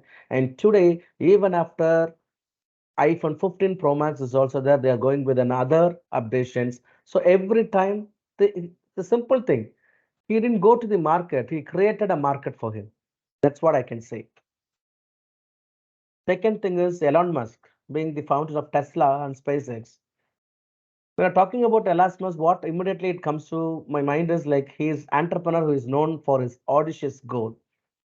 He is always a risk-taking personality and he is much relentless to pursuit of sustainable energy and space exploration. Third, Spanex, and she is Shara Blackley, who is the founder.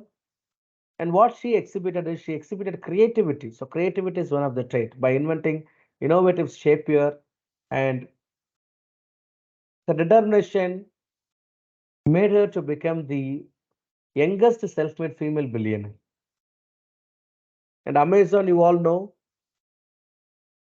Jeff Bezos being the founder, he stands for adaptability because he is an adaptable entrepreneur who have transformed his online bookstore into the e-commerce giant.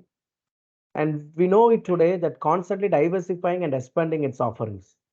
So these entrepreneurs always serves as a role models, demonstrating how the entrepreneurial mindset coupled with the passion, perseverance, creativity, and adaptability, which help them to lead to a remarkable achievements.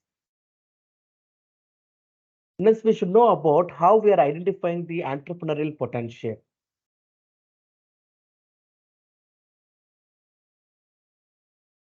So we need to explain, being as an entrepreneurship educators, we need to explain the importance of a systematic approach in identifying the potential entrepreneurs. Because all of a sudden, we may not in a position to identify the potential entrepreneurs. It is again a critical task for us because this will significantly impact the success of startups and business.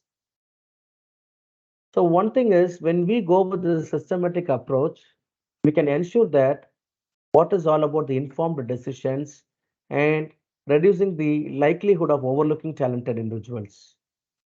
When we do have a structured process, what we can do is we can objectively access various attributes and qualities that can contribute to the entrepreneurial success. And this approach will help us in identifying individuals who possess the right combination of skills, experience, and the mindset that may be needed to navigate to the challenges of entrepreneurship. And once when we frame a systematic approach in identifying the entrepreneurial potential, the very next thing is let's even we go on with some of the assessments, I can say, like psychometric tests, interviews, and observations, and all those things. When you're talking about psychometric test, the psychometric test will help us to evaluate the psychological traits of an individual, like their personality, their cognitive ability, their problem solving skills, and so on. And as an outcome of this test, this will offer a valuable insights to an individual about their strength and weakness, helping them in gauging their suitability for entrepreneurship. Second is interview, where you can conduct an in-depth interview so that the aspiring entrepreneurs can allow us to understand an individual's motivation, their past experience. Like few maybe have a part-time experience while undergoing their undergraduation or post-graduation program. If it comes to post-graduation, even after completing their undergraduation program, maybe 1 or 2 years they may work somewhere and they can join the post-graduation program. So their past experiences can also be one of the factors, and the ability what they possess to handle the challenging situation. So these things will clearly provides us an opportunity to assess their passion, commitment, and the vision for the business idea. Third is all about observation. See, when we start observing the candidates on various scenarios, like group activities, like problem solving exercises, it is very easy for the educators like us to reveal their level of creativity, leadership, and teamwork skills. I can even uh, say a simple example that what I did is in my class, when I was handling design thinking, I have given a piece of paper for the students and I asked them, you need to join as a team and the team should comprise of two people. So facing each of them, you need to empathize a situation. And the situation is now your friend is in need of a wallet, maybe the purse, what we call. And you are on the verge of creating or going to do with a purse which is needed by your friend. Now, what this guy is doing, if say for example, Raman and Lakshmanan are there, Raman is talking to Lakshmanan what is his need and everything. So understanding all those things, he is also understanding the problem. And not only understanding the problem, he started empathizing, which means putting himself into Lakshmanan's shoe and looking into all the aspects.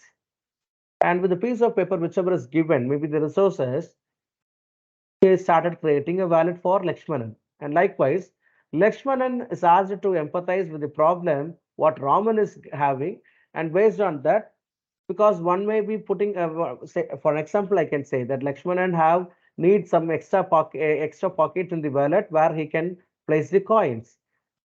But on contradictory to another part, Raman needs an extra folders or the areas where he can have his own plastic cards, maybe the Aadhaar, PAN card, license, and everything. In the moment when you ask them to do on this particular part in the training sessions, you can observe the candidates, how creative they are, their leadership quality, probably teamwork skills again. So through these observations, you can even pick the best one out of it. Thus, you can even present some case studies to them, illustrating how these specific attributes can indicate entrepreneurial potential. So I can even explore few case studies now. Consider one of the case study like Dilip being a college dropout. Consider me as a college dropout. Though I am a college dropout, I have a passion for technology and a visionary idea for an online marketplace. And I am demonstrating a strong problem solving abilities, adaptability and changing market trends, and a relentless drive to succeed. And when you're taking case number two, Dr. Anboli with a background in finance and a flair for numbers, what he did is he identified a gap in the financial technology sector. But one of the good thing is Dr. Anboli has some analytical skills. So prior his experience, his analytical skills happened or made him to have a determined to contribute to the success of starting a fintech startup. One of the cases, you take Dr. Niranjana ma'am. Dr. Niranjana, being a natural communicator and a networker, he is always recognized for an opportunity in the event management industry. And her ability to build relationships and inspire others played a significant role in easy way of attracting the clients and scaling her business. So these three are different cases, one or another way. But all these three cases, they do have certain attributes. When you're talking about case study one, he has a visionary idea, one of the attribute. Dilip has a strong problem solving abilities. He do have an adaptability skill and a relentless drive for him to be succeed. So this is again an attribute. Coming to Dr. Anboli case,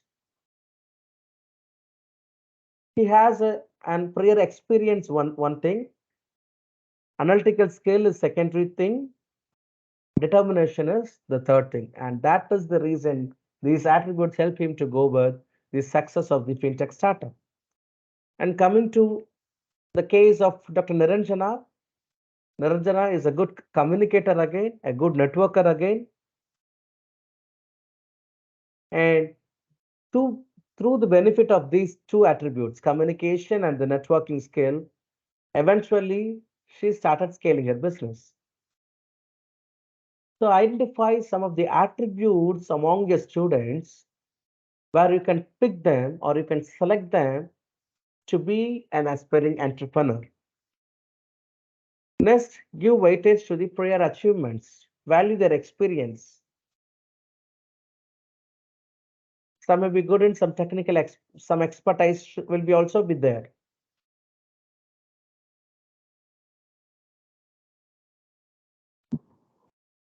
So I can say that experience and prior achievements are the strong indicators of potential entrepreneurs.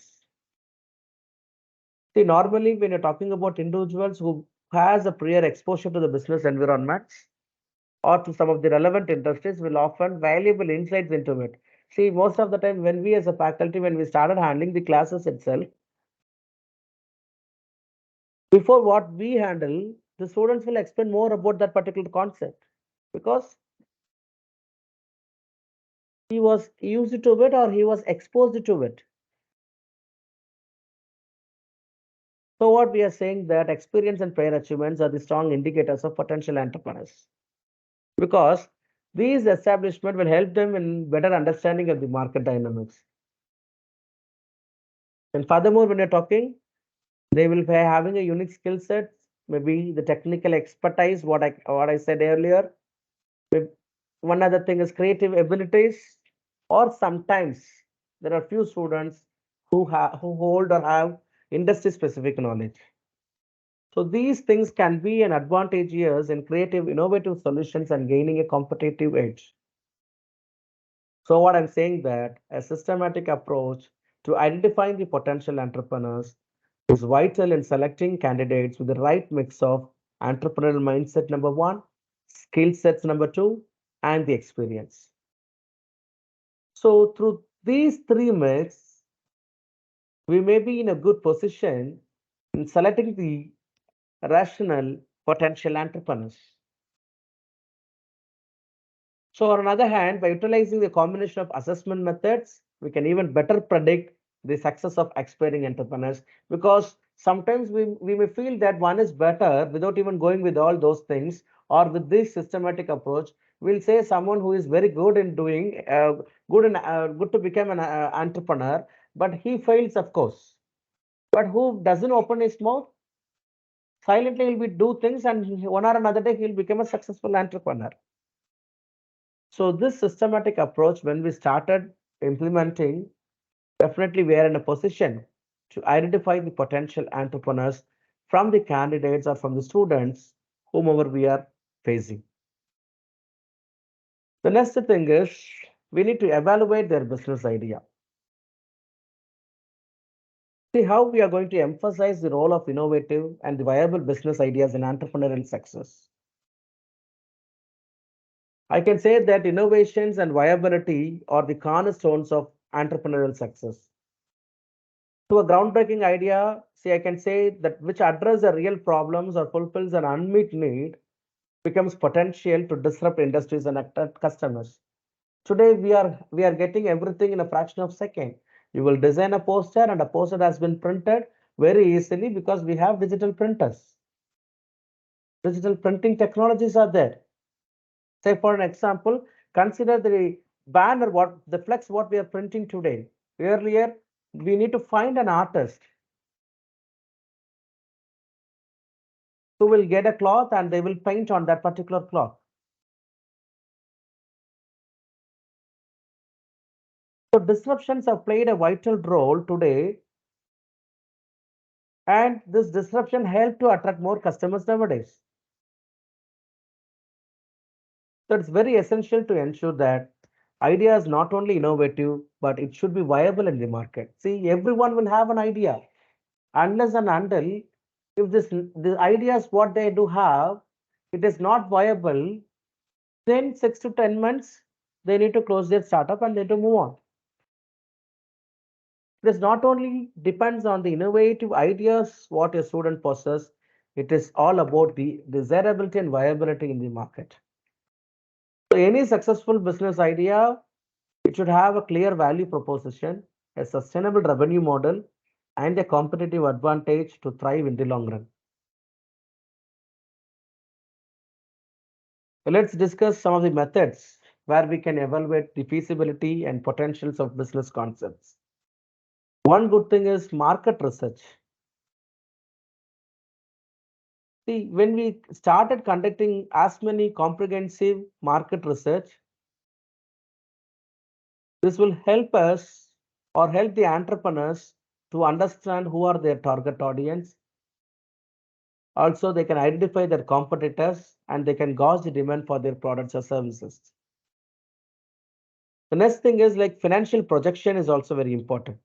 See how detailed in financial projections we are. We in the sense the students are.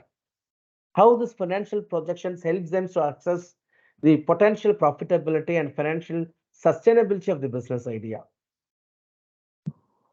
Most of the startups, I can say 3 4 years before, there are a lot many startups across the India nation has emerged. But as the report says, within 10 to 1 year of time period, or maybe 2 years as a longer period, they started closing their venture.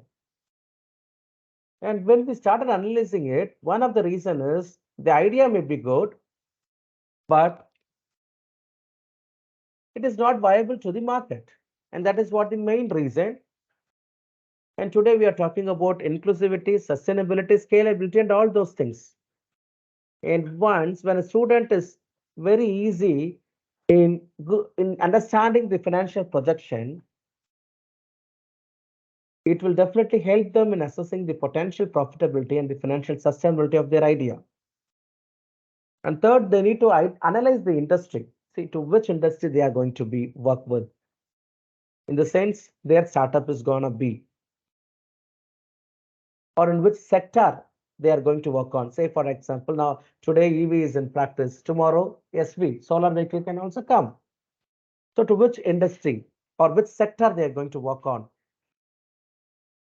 They are going to work with some renewable energy or the circular economy or the blue economy, example I'm saying.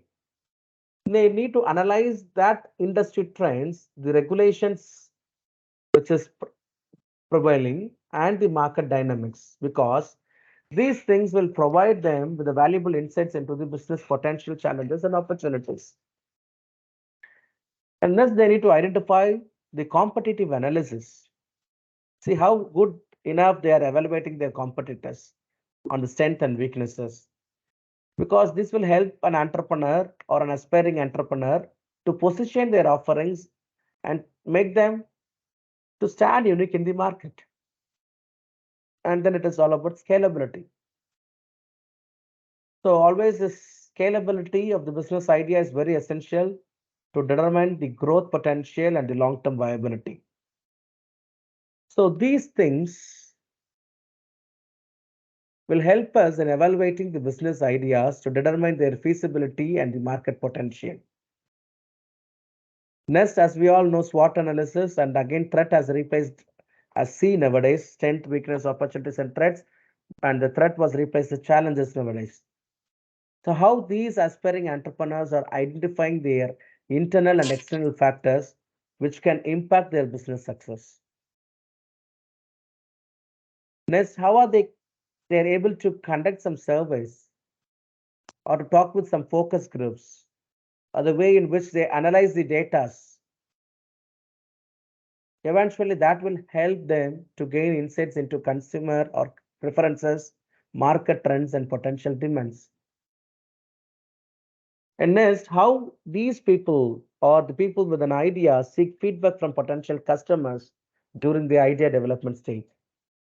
Because that will help them to refine the product or services what they are going to come up in the near future, and will help them in aligning a better in terms of market needs again.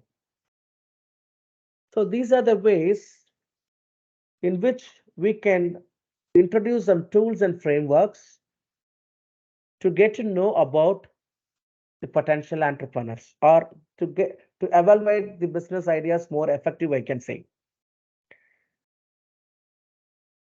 Next thing, let us also can showcase some of the real life examples of entrepreneurs to them who have been evaluated. See, evaluation is the one particular terminology where this generation never used to like at all. If you are saying that you will be evaluated based on your potentiality, based on your whatever the thing that what we have seen earlier, no one will come to you that I have an idea, or I have understand this problem, and to overcome this problem I have this particular idea. No one will come to your table because you are evaluating them. So what we need to do is we need to showcase some real life examples of entrepreneurs who becomes very successful on their ideas, and the successfulness of their ideas is because of the way in which they have been evaluated, and based on the evaluation how they have refined their ideas. So let's look some of the examples. And you all know about Airbnb. And the founders of this Airbnb, when they started renting out their air mattresses in the living room, but soon they got recognized by potential in sharing economy. See, what they did is they essentially studied the market and refined their platform to cater to the travelers' preferences. And that made them or lead them to a massive success today. And earlier we have one thing called as Dropbox. And Drew Houston, being the founder of this Dropbox, he identified the need for file sharing. And he has come up with a seamless file sharing solution too. So what he did, he conducted a market research at a very early stage, gathered the feedback from the potential users, and by that research or by the data what he have come across, he built a user-friendly and reliable cloud storage service. And Warby Parker, what he did is he found an opportunity to offer affordable and stylish eyewear by bypassing the traditional distributing channels. And today you see Lenskart, they have disrupted the industry again, the optical industry again. Because normally what we used to do, we'll be getting a consultation, and after that we'll be going for placing an order, and after that this order will reach to you and maybe 2 weeks of time period. And Lenskart, they have saved our time like anything today. And this is all because of the market research and the consumer feedback what they have received. They disrupted the industry. So when you portray these types of examples or the illustration to the aspiring entrepreneurs, this will help them to evaluate their business ideas rigorously, and will also help them in refining them based on the market insights what they receive and the customer feedback. And we as an entrepreneur, we should not stop within that particular limit. We should also in a position to analyze the risk and resilience of them who are aspire to become an entrepreneur. So before going with analyzing the risk and resilience, highlight the inherent risk associated with entrepreneurship to them at the very first. It is not only about the entrepreneurial mindset, it is all about inheriting the risk involved in entrepreneurship, which can help them to understand some of the risks which are in common and which made or which will make them to be succeed in the market again. One is financial risk, second market risk, technological risk, operational risk, and regulatory risk. When you're talking about financial risk, definitely any business, if you start, you need an investment. Either if you get the investment, there is no guarantee that immediately we'll be getting the ROI, the return on investment. So that is the financial risk is also there. Second is market risk. So always the ever-changing market conditions and the competitions will definitely impact the success of any business. And the third thing is the technological advancement to an existing business. That's I told you. The offset printers, the offset printing technology, it becomes obsolete nowadays because they failed in transforming themselves into digital way. So when we fail to adapt to the technological changes, the technology becomes a risk for us. Fourth, it is all about operational risk. Even Flipkart faces a problem when they do have a third party as their service provider in terms of supply chain. So they normally the issues with the supply chain, production, the delivery mechanisms, and all those things will also disrupt the business operation then and there. And the most important thing is the regulatory risk. They have the continuous changing in laws and regulations, which affects the operations of the business and the compliance too.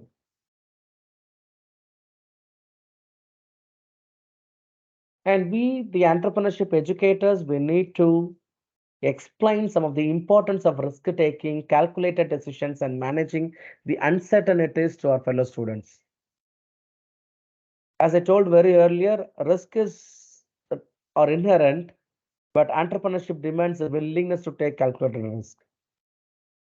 As Vadivel says in his movie, risk எடுக்காதெல்லாம் risk சாப்பிடுற மாதிரி.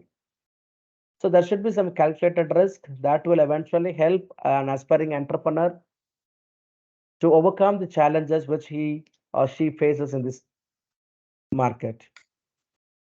So what an entrepreneur should do was he should evaluate the potential risks and rewards before making the decisions.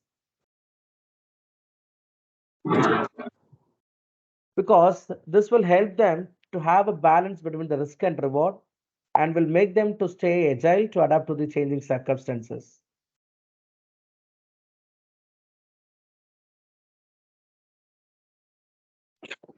And we need to discuss with them about how entrepreneurs can build the resilience in the way in which they handle the failures and setbacks.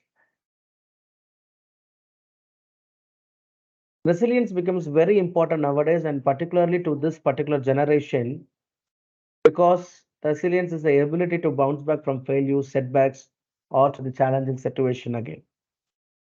So definitely an entrepreneur should build a resilience through several stages.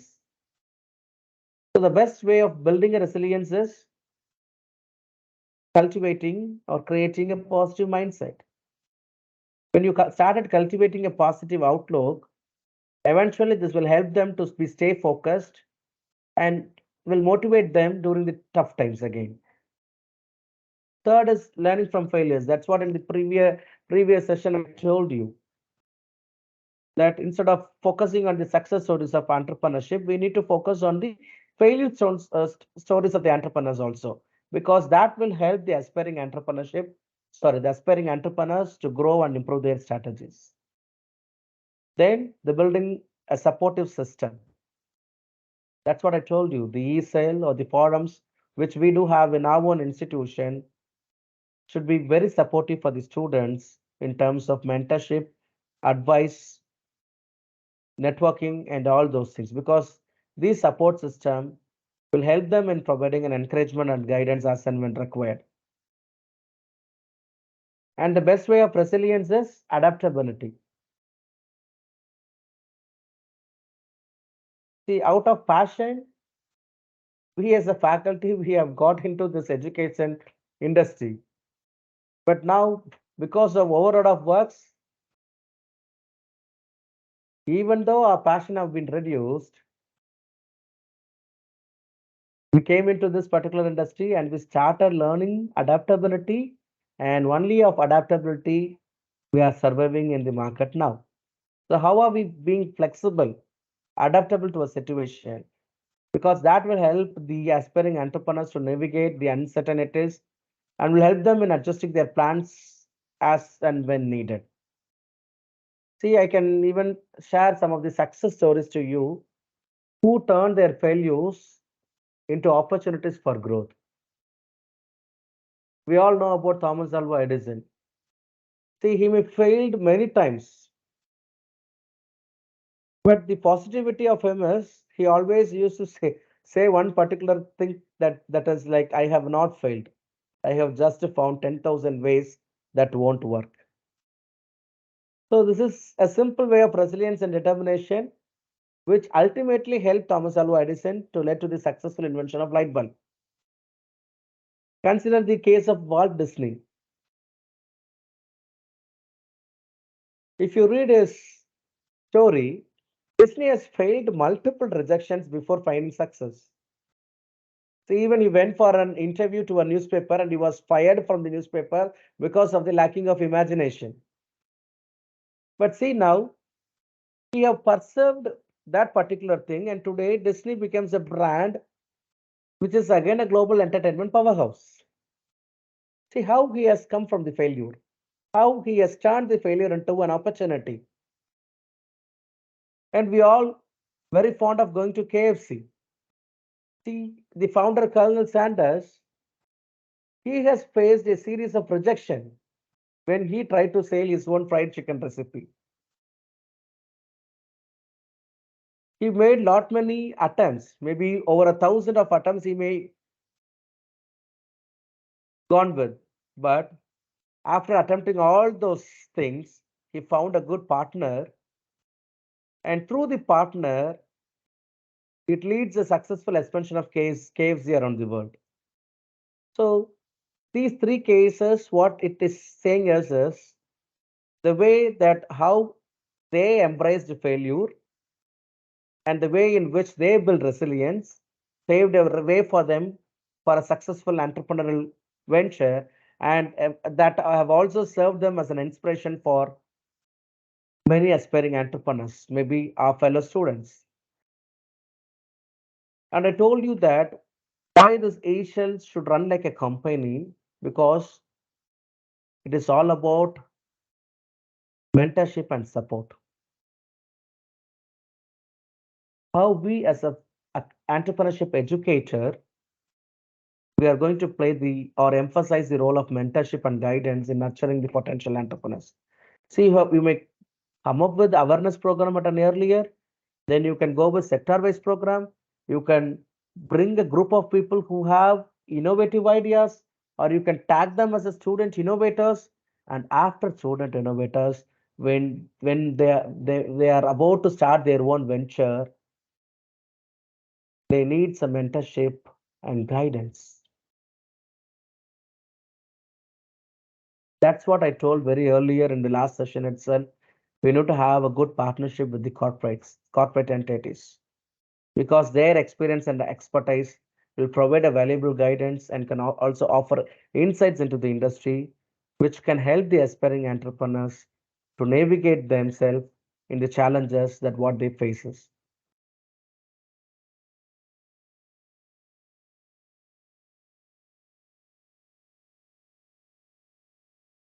And when we have mentor within an organization, within an institution, will help or will I can say that will help a student or the system to accelerate a learning curve, which can inspire confidence and can also provide emotional support throughout the entrepreneurial journey of that particular student. Then allow your students with networking, because networking is the only thing that I can say that no institution across the globe, உலகத்திலேயே எந்த இன்ஸ்டிடியூஷனும் சொல்லி கொடுக்காத ஒண்ணுனா networking தான். And this networking can be carried out only through practice, can be learned out of practice, because networking becomes powerful tool for today's entrepreneurs. When you start networking, you are getting connections with many people. It is very easy for you to face the industry experts. You can get the knowledge from them. You can access new opportunities from them. And you can all, when you're sharing your ideas, you'll be getting or receiving a good feedback from them. So this networking will also open doors to potential partnership in terms of collaborations, funding opportunities, and many things. So recently, I'm on the verge of starting another startup. And this startup, when I talked to one of my close circle in Canada, he has an association in Canada, and those people are ready to fund for it because the idea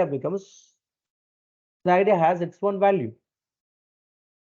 And I received this particular funding system because of networking. So networking will definitely foster a supportive ecosystem for the growth again.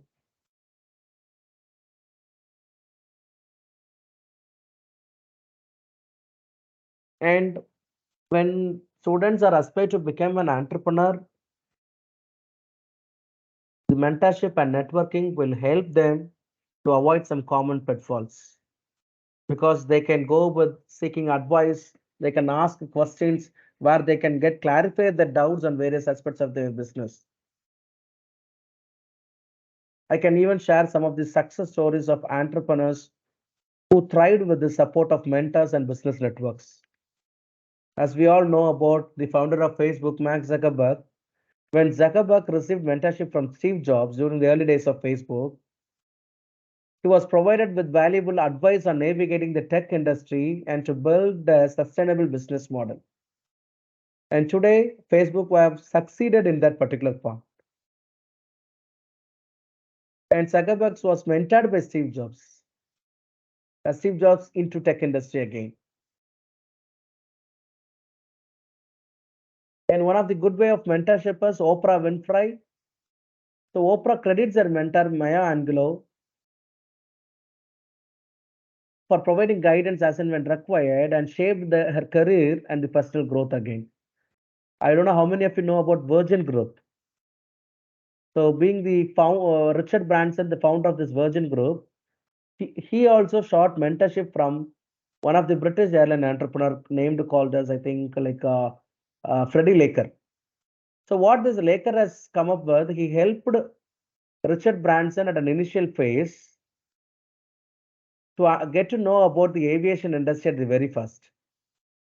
Once he understood about the aviation industry, Branson was supported by Freddie Laker on the aspiration to start a Virgin Atlantic. So throw this light to your fellow students or the students who have real essence of entrepreneurship again, so that they'll also seek advice and mentorship and the guidance from the experienced professionals or the industrialists, I can say, because this will have a profound of impact of on an entrepreneur's journey, which can even contribute more on their success. So coming to an end, I hope throughout this session, we have explored some of the rationales and key factors which are involved in selecting the potential entrepreneurs.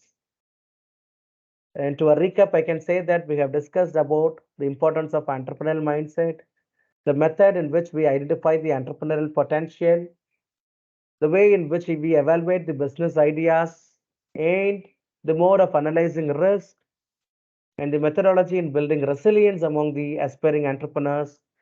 And most important thing is the significance of mentorship and support. So, dear participants, remember that entrepreneurship is not just a solo endeavor. It's about building a network of supportive individuals who can guide, inspire, and uplift one another. So, we as a faculty educators and the entrepreneurship educators, how are we going to support our fellow students? See, like when you're talking about institution like us, we have a collaborative mode of, which means we are supporting each other. A startup has been emerged by the support of both the student and faculty. The research carried out by a student and a faculty altogether, they are ending up into a startup. So it is all about how we are going to complement or uplift one another. So what I can say is I can encourage each one of you to, not only the fellow students, I can encourage you as a faculty team to embrace your entrepreneurial potential. You can also have the mentors, seek guidance from the mentors and from the experienced entrepreneurs then and there.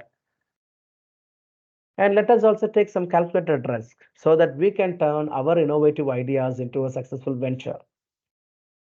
So thank you for being a wonderful audience, and I wish you all the best on your entrepreneurial journeys. So thank you very much, and I thank the organizer, Dr. Niranjana and Dr. Anboli, for providing me with this wonderful opportunity for the second time to address the elite group of the higher education, none other the faculty members. Thank you very much, Professor. Thank you. Thank you, sir, for your excellent information for the past 1.5 hours. I hope the participants learn a lot of things. It is a practical exposure for them. Thank you so much. Any participants, if you have any queries, you can interact with the resource person. The time is yours. Dear participants. Yeah, sir. Good morning, sir. Sir, good morning, Good please. morning, sir. Am I audible? Yes, sir. audible, sir, please. Yes, sir. Sir, Karthik from Anna Fatima Arts and Science College. Yes, sir.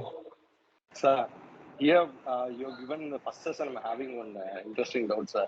So you Yes, sir, told please. about we are having some MOU with that, the institution which is very bigger institutions. Yes. They will have their own incubation centers, but the institutions which are lacking, the small institutions not having any builders, they can have a contact with that institution and have their incubation center with the tie-up like that. You told me, sir. How Yes, to yes, approach sir. them, sir? So the thing is, identifies the established incubation centers already, which is in practice. Say, for Okay, sir. example, I'm not marketing, but I'm telling the real fact. We, Okay, Kalasalingam sir. University, we have two incubation centers in our campus. Okay, And sir. Yeah, I told one about the is, agriculture related. yeah, one incubation center, which is funded by the government, the DST. Okay, sir. And one other Okay, sir. incubation center, which is funded by Atal Innovation Mission. So we have ACIC Atal and Innovation Mission. Innovation Mission. So Okay, we sir. have ACIC in our campus, as well as we have DST sponsored Technology Business Incubator in our institution. Okay, sir. So the thing is, like, almost we do have more than 8 years, I can say. So we are into the work. So when Okay, sir. you like this, you identify some of the incubation centers. Either you can even collaborate with us also, you're most welcome. Okay, sir. If not, Yes, sir. you Yes, sir. identify Very happy some to of, do this, sir. okay, you Yes, can sir. even identify some of the incubation centers which have Okay. established even more. So Okay, talk to sir. them. Okay, Okay, in sir. some extent, there will be some financial commitments will be there. Sometimes there Okay, will sir. not be financial commitments also. Okay, sir. Say, for example, if Kalasalingam TBA is there, if Okay, sir. Kalasalingam TBA is running a program or organizing a program, definitely Okay. there is an opportunity for your students to join with us. One Oh, thing. thank you, sir. Second, you are from an arts and science college. Yes, Kalasalingam sir. Yes, University is a technical university. Okay. When an arts and science college and technical institution collaborate each other, technologically, university can do it.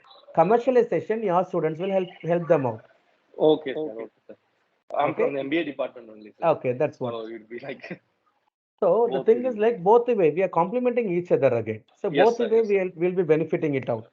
So that's Yeah. what I can say for you. So Yes. either you can go with a pre-incubation model or a co-incubation model. Yeah. So where you can have, if say for example, Anne Fatima Co-incubation Center, for an example, Okay, sir. supported Okay, by sir. Kalasalingam TBA. And Okay. one more Okay, thing sir. is, see, we do get funds from many organizations across the nation. So these Okay, sir. funds can also be utilized one way or another way through programs or through some of the startups. Okay, sir. I hope Sir, that I have, yeah, please. yeah, sir. Yeah. Thanks, sir. Thanks for your valuable information, sir. Sir, again, you've given so many examples about the companies from Satya Nadella, like Dropbox, all these things, KFCs and everything. So thanks for that. Even about the SaaS industry, the software as a service industry. Thank you for that, sir. So you told me about the session two about this networking, sir. So Yes. I'll start with this one. Can you share me your mail ID and your number, sir? It will be Oh, helpful for you me started to networking contact from now Patrick. on. Yeah, Okay. sir. I You've given me a good idea and good initiation, so I'm utilizing that. Hello. I'm doing it out. I'm typing it in the chat box. Yeah, sir. That will be helpful for everyone here. Both my official and personal email ID I have shared, and Yes, I'm also sharing my WhatsApp number. Yeah, sir. That would be great. I'm happy that end of the session you started networking. Thank you, sir. Thank you. Because me and Dr. Anboli or me and Dr. Niranjana, we have not even seen face to face. But somehow or other way, through our networks, we got connected. Am I correct, Anboli, sir? Definitely, sir. Yes, sir. Yes, sir. Through Sobharati only we have connected. That's what. Also So networking will help you as an individual also. See, not only like an aspiring entrepreneur or entrepreneur, it will help me as an individual to also grow more. Thank you, sir. Yeah, sir. Definitely, it's a very nice session, sir. I have a lot of ideas about this, sir. Especially about mentorship. I always have a doubt about mentorship. You've given a good idea about this, sir. I'm also an MBA professor, but I'm serving as a mentor for external advisory member for Periyar University for their IAC programs to four institutions, the down south for their IAC programs, and mentors for Periyar Incubation Center, Satyabama Incubation Center, and for some few more incubation centers across the down south institution. And I'm also serving as advisor for many startups. Oh, super, sir. So it is not only about teaching, because end of the day, that's how we are bringing value to our own table. Because handling a class, anyone can do it. As of me concerned, even a fresher can also handle classes. But when we talk about the experience, this is what experience that we should know. That's what I felt. Yes, sir. Definitely, sir. Whatever you said is right. Yeah, sir, it's correct. Because end of the day, if someone is asking me what is their experience, when I say that 15 years of experience, I should do good things or the new things in every year, in each year. Yes, if I copy what I did in things. if I copy what I did in the first year of experience, then my experience is 1 year, not 15 years. Exactly, sir. Exactly.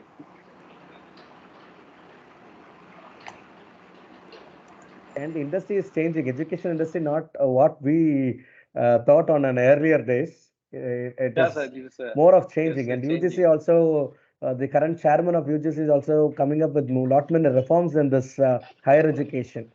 So we should be equip ourselves. Unless and until if we fail to equip ourselves, we may not in a position to handle of this particular designation, I can say. Designation in the sense to this particular industry, even I can say. Yeah, sir. Sure.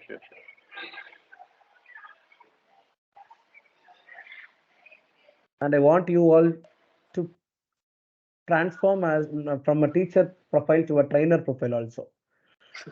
Yeah, sir. Thank you, sir. So thank you very much.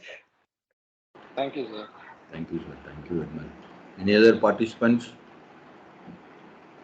You can interact with the resource person. Any other participants? So one thing I can say is the government, both state and central, are ready to work on, because even they have there is I don't know how many of you have recently, as one among the invited guests, I went for one of the conference which happened in Mumbai during the time of Puja holidays. Almost 4 days I was there. And there are people from DSC, Atal Innovation, Methi, and everyone are there in that particular conference. And government is ready to support and provide every assistance to us. But it is up to us to grab those things. It is up to us to seize those opportunities. Because I am happy that Mannar Thirumala Naikar College, being as an arts and science institution, have applied for this DSC sponsored program, and they have got these funds also to run this program. So how many of these institutions are ready to go with? So this is one of the institution what Mannar Thirumala Naikar College has come across. So I encourage every one of you, not only DSC, there are lot many programs, are there lot many initiatives, flagship programs of government is there. Now Tamil Nadu Skill Development Corporation, under their non-Mudalvan scheme, they have started coming up with one event called as Nirar Thiruvilla. And I am also one among the member of it. So what we did is within 4 days, I think so, within 4 days, we have covered 38 districts across the state. So all the districts we have covered. and we have sensitized the government officials. Government officials in the sense, 1 minute.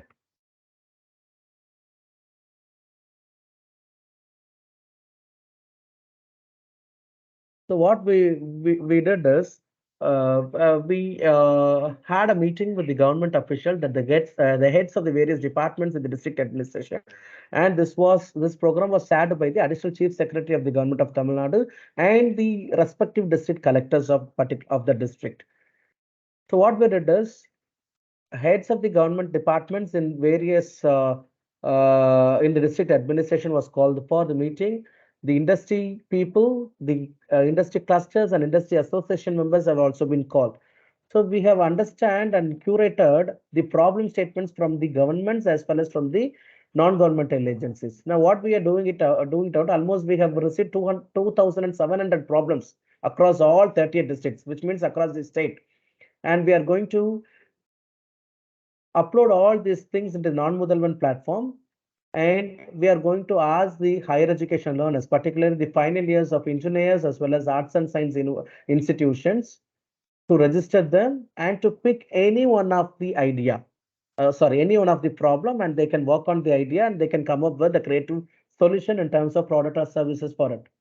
Because instead of a student simply going with doing a project, why not they can take this problem statement which is prevailed in this market or a society, let them undergo with that particular problem statement, let them work on it, they can come up with the innovative and creative idea and the solutions eventually.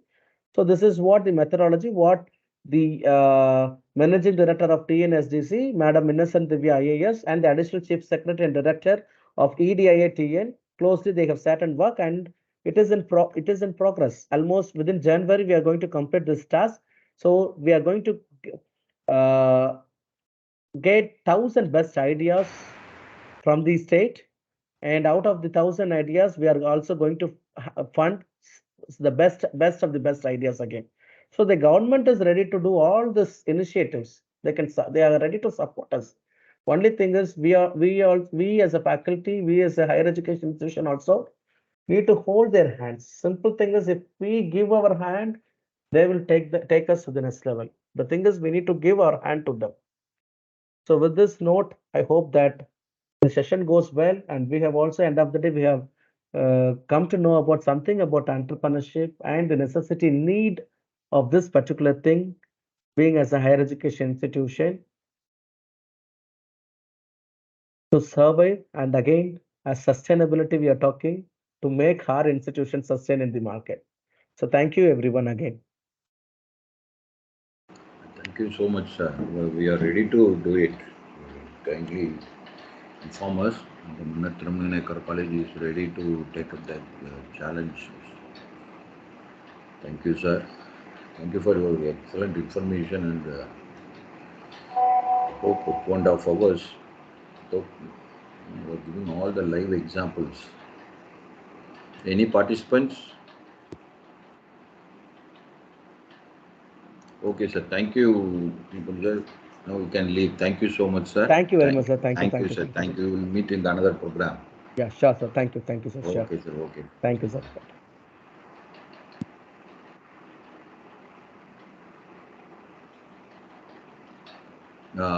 Very good afternoon to one and all. Now the last session is going to be started. Our today's resource person, again, Professor Lakshmanan has joined the group. Good morning. Good morning, Professor. Today the topic is assessing training needs. So I hope you need not know introduction about the Lakshmanan, sir. So now, sir, you can continue. Good morning, professors. Thank you so much for giving on the floor opportunity. Good morning, everyone.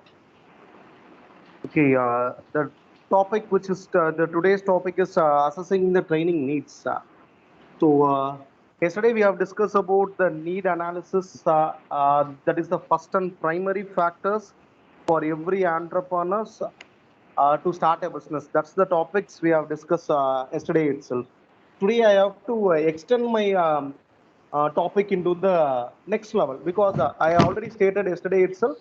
The topic is analyzing the needs and wants of the customers. So we have to identify and we have selected a product and we started the venture also. So we have discussed more about what are the skills required and what are the activities to be performed. That's the next thing is need analysis means we have to find out three things which is very, very essential for our starting a venture. The activities has been classified called as the planning, scheduling, and controlling techniques. Planning, scheduling, and controlling. These are the three major activities which is required for every startup entrepreneur. You have an idea, but he has to start his venture, so you have to plan everything. What are the activities? The basic activities which has been required has been already discussed in the yesterday classes. What are the activities? What are the skills? Now we are moving to the in-depth analysis about what are the if we start a venture, what are the activities he has to do. Primarily, it is three topics which is very, very essentially plan, schedule, and controlling are the three foremost techniques which has been used by every entrepreneur. So planning, we already know that if we plan for a particular ideas, we have to decide in advance what has to be do. Okay, uh, what are the activities which has been carried out in the planning? If you have selected any kind of product, first thing is we have to decide what type of products we are going to produce. That is called what to produce. This is the first and foremost stage for it is otherwise called as also product or planning development activities. It is otherwise called as a product or planning development activities because we are decided about the product. In the product, we are thinking about innovations so that everything has been properly we have to identify. Then how to produce? The next questions has been arise. If we have been clearly identified the need as a product, then we have to analyze the in-depth analysis also we have to do. So how we are going to produce that kind of products? How we are going to produce means we need machineries, manpowers, and materials for producing the product. But the thing is, what are the machineries which has been needed? What are the activities which has been taken places to for the conversions of the material? That is called as a process stages. That is called as the process stages, right? So these are the primary activities we have to focus on it. So we have to flash what are the process which has been there for producing a particular product. Example, if you want to focus for producing any kind of mobile accessories or mobile phone, then there may be a lot of numerical product has been joined together to conversions of the primary product is called mobile phone. That means there are various process has been included, and in this process also what are the latest equipment we are going to use it there. That's why I'm calling it is a material, and what are the basic material which has been required for producing that kind of product also. That is called as a material planning. So how to produce it includes the manufacturing, the conversions of raw material into finished goods. What are the activities which has been carried out? We have to take a detailed list out, and what are the machineries which has been available in the market, and how we are going to select a particular machineries. Why I'm saying specifically, I'm saying is we have a lot of options called make or buy decisions. Make or buy decision. Most of the company, if there is an example, I have seen more industries in Madurai.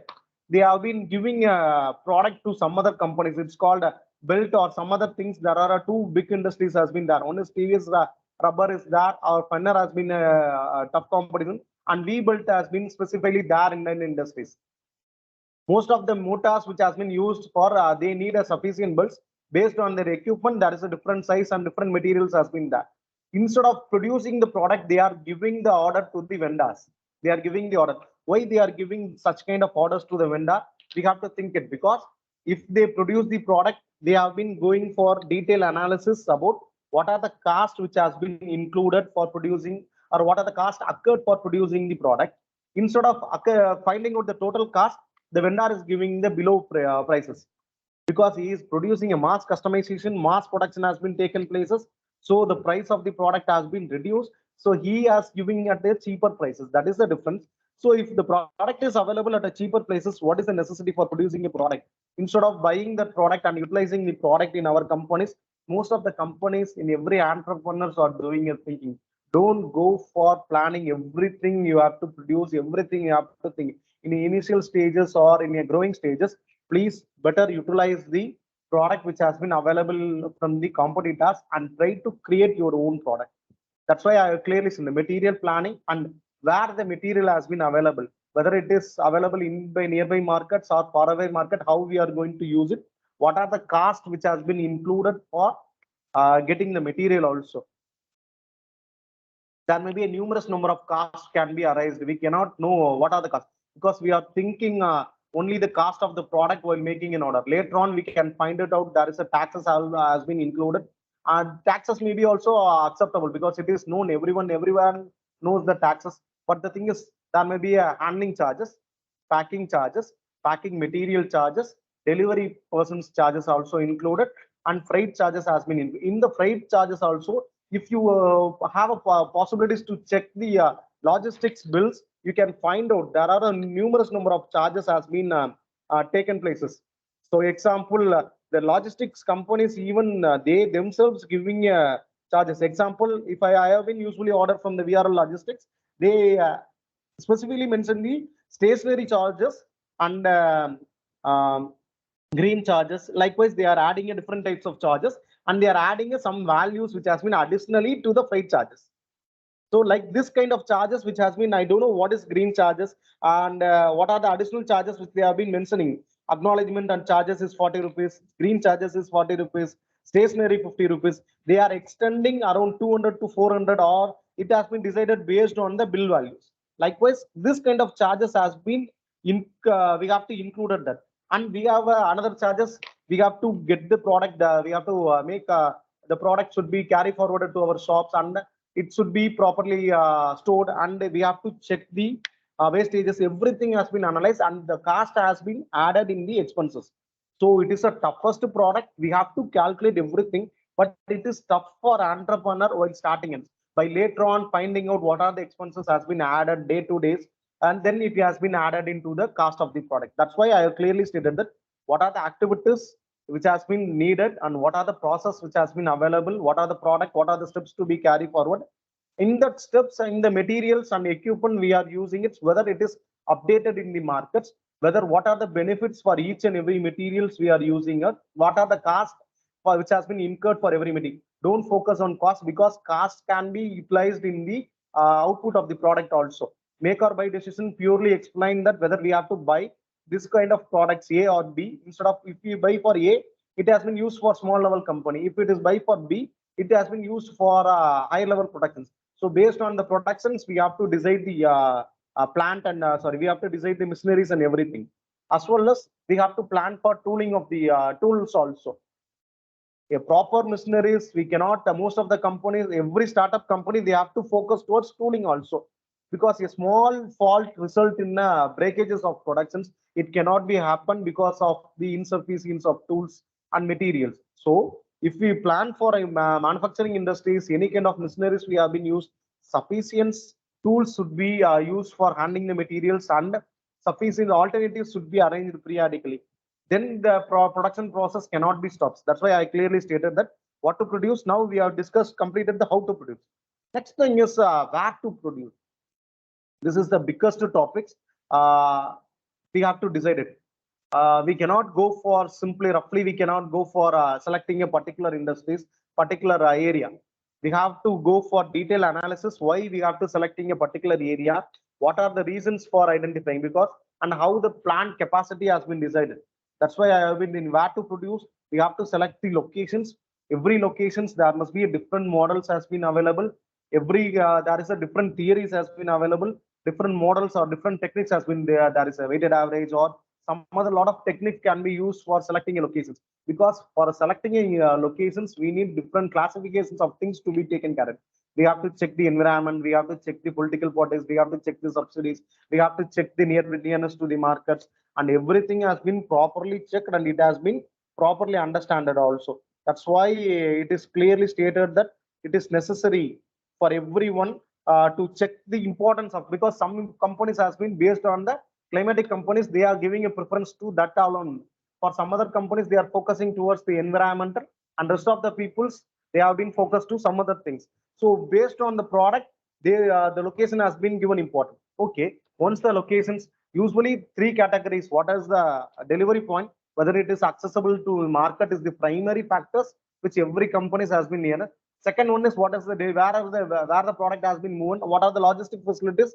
and everything is available is not around. And third one is where the raw material has been available, whether it is near or far away, on how we have to reach the customers, how the product can be available. This kind of activities can be understood. Okay. Okay, once the location has been selected, now we have to discuss or think about what is the capacity of the industries. We cannot go for higher productions immediately. We have to go slowly and we have to increase the capacity. But for going slowly and increasing capacities, even though if we have start planning the industries, there must be a proper capacity, there must be a sufficient facilities. Why I'm saying is, initially we have to select, I have selected this room, this kind of facility is needed for me, I can produce everything, not easy. While starting itself, go for some proper planning, go for long range, and you have to make all alternatives. The equipment and machineries can be utilized, because every we cannot give an assurance that 100% of the capacity of the plant can be utilized. It is not like that. Most of the companies, they will go for 60 to 70, and they are maintaining the reserve ratios just 20 to 30%. In the high demand periods only, they will properly utilize the 100% of their capacities. So we have to decide what is the capacity, what is the maximum output of a plant can be produced, and if everything has been arranged. Next one is facilities. Once the capacity of the plant has been produced and what are the activities we are going to do, everything has been classified. Now we have to think about the what are the facilities which is required. That is called where to produce. Sorry, what are the facilities planning? After capacity, we have to think about facilities. In an organizations, where and where, what are the, it is called as a blueprint of the organizations. What type of facilities, what type of activities has been carried out, what are the requirement has been needed, how we are going to make utilizing every organizations, and what are the steps to reduce the cost of the product. If your proper arrangements of men and materials and machineries in a proper way, automatically leads to the cost reductions for the industries. So every industries has been properly thinking about their facilities also.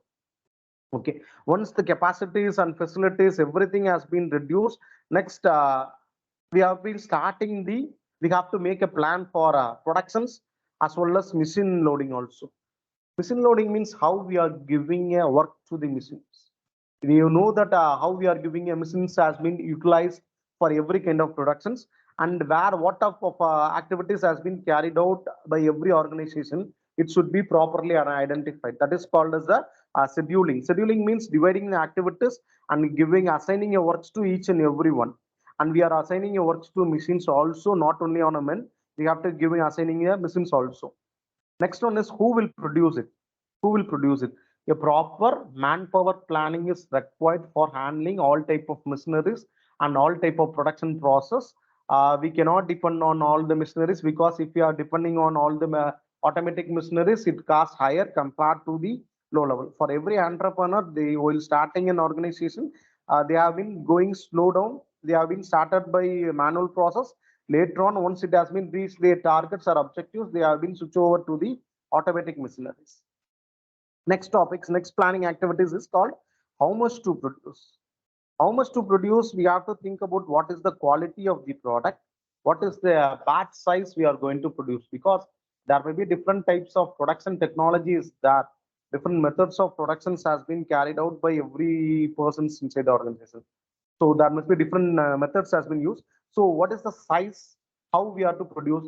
I have been went for some industrial visits. I came to know because of the not availability of transportations, the production schedule has been stopped in a company while we are visiting it. They said we are giving utilizing this off-day sessions for cleaning activities. We are in the still morning, we have been production has been carried out. Now it is a breakages, because the logistics, there may be problem arised in the logistics. Whatever the product which has been produced has been kept in a store. We are waiting for the vehicles to take this. Once the product has been dispatched from the companies, we started producing and making a stock. We are making a stocks for the companies. That's why they are clearly stating that they are waiting for the maximum capacities. And once every activities has been properly planned, then only it can be output. So they will have any clear visions for what level, what is the maximum quality, and what is the maximum quantity of the product has been produced. These are the proper planning activities which has been clearly known. Okay, these are the planning activities. Okay, now there is a different kind of planning also there in the, every kind of organization also, because basic activities, the planning has been converted. It is a pre-planned activities for every entrepreneur. He has to analyze the needs and he has to make a report one by one. Now, if it is a project, he has to take a project and he want to complete the project, means the activities. The first thing is they have to focusing on what is the cost and what is the time, what is the goal for accomplishing this project. This is the first thing they have been taken care. Okay, is it audible?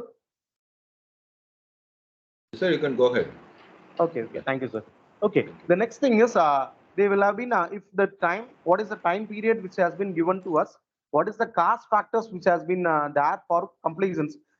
Next one is they have to clearly make conclusions, making objectives for completing, that is called defining the project. Then only the subordinates or the team has to be perform their task. So we have to clearly define what are the objectives of this specific project, what are the benefits you are going to get it. If we have been completing on a stipulated period, what is the outcome? Everything has been clearly explained and it has been breakdown. They have developed a lot of activities and the activities has been break it down based on the hierarchy level, and we are utilizing every people's effect because they have to take care of the rest of the people's. That's why I already stated that the team has to be enter into that. The activities has been break down and the proper scheduling has been created and every work has been developed properly and the scheduling methodology has been given to every persons and what are the activities to be carried out and everything has been.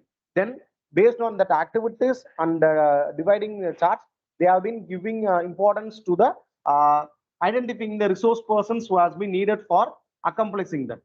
The resource person is or otherwise called as the team. Usually in IT companies or every companies, they have been supported by the different area of people. Every industries they need have been interdependent to every department. We cannot say we have to do, I have to do the specific activities which I have been performed regularly. Instead of that, they have to participate with other team members and they have to accomplish the projects. So as if you have to plan for a project, you have in a different way. It has been a short-term period or it may be a long-term period. It may be different from each and every people's, right? The next thing is we have to make for, if we want to make for your own venture, what are the activities we have to do? Can anyone can explain what are the activities we have to do one by one? Because I have been detailing explain. Is there any interactions? The basic thing is anyone? Your participants can interact with the resource person.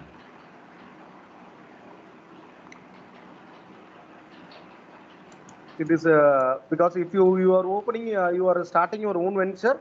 What are the plans, the basic plans for producing a product? I am discussing about producing a product. What are the activities it is needed? Your participants. Okay. Okay, let me continue. Materials, machineries, manpower. We have to estimate the time values and we have to focus the methods for producing. And I have been explaining about scheduling techniques. We have to focusing on it. We have to dispatch the what are the dispatching methods, which is very important. What are the routings and expediting and evaluating. These are the activities which has been carried out by every person. These are the activities which has been carried out by every person. That's why I have been asked to, because this is the basic things we have to carry it out while planning for any kind of productions products for your own companies. The first and foremost is materials and all the rest of the activities to be planned. Okay. What are the decisions you are going to take? It is very important. Planning is differ. I have been in previous cases I have been explaining about plan for your own ventures. Now I am asking about what are the planning decisions. What type of decisions you are going to take it out? There are numerous number of decisions an entrepreneur has to take. Let me explain one by one. The first decision he has been taking out is if we selected a product, it has been okay and there has been everything. What is the design of the product? This is the first design he has to take it out. We know everyone knows is the first product lands. What is the design? If it it costs heavier compared to the rest of the product which has been produced in the market.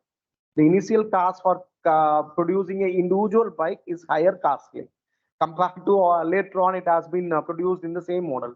So the cost for conversions of a particular product and the design has been acceptable by the people. That is very important area. That's why I'm saying it. Taking a decision in their designing is much important thing. I have been watching the Ratan Tata Nano history in history channel.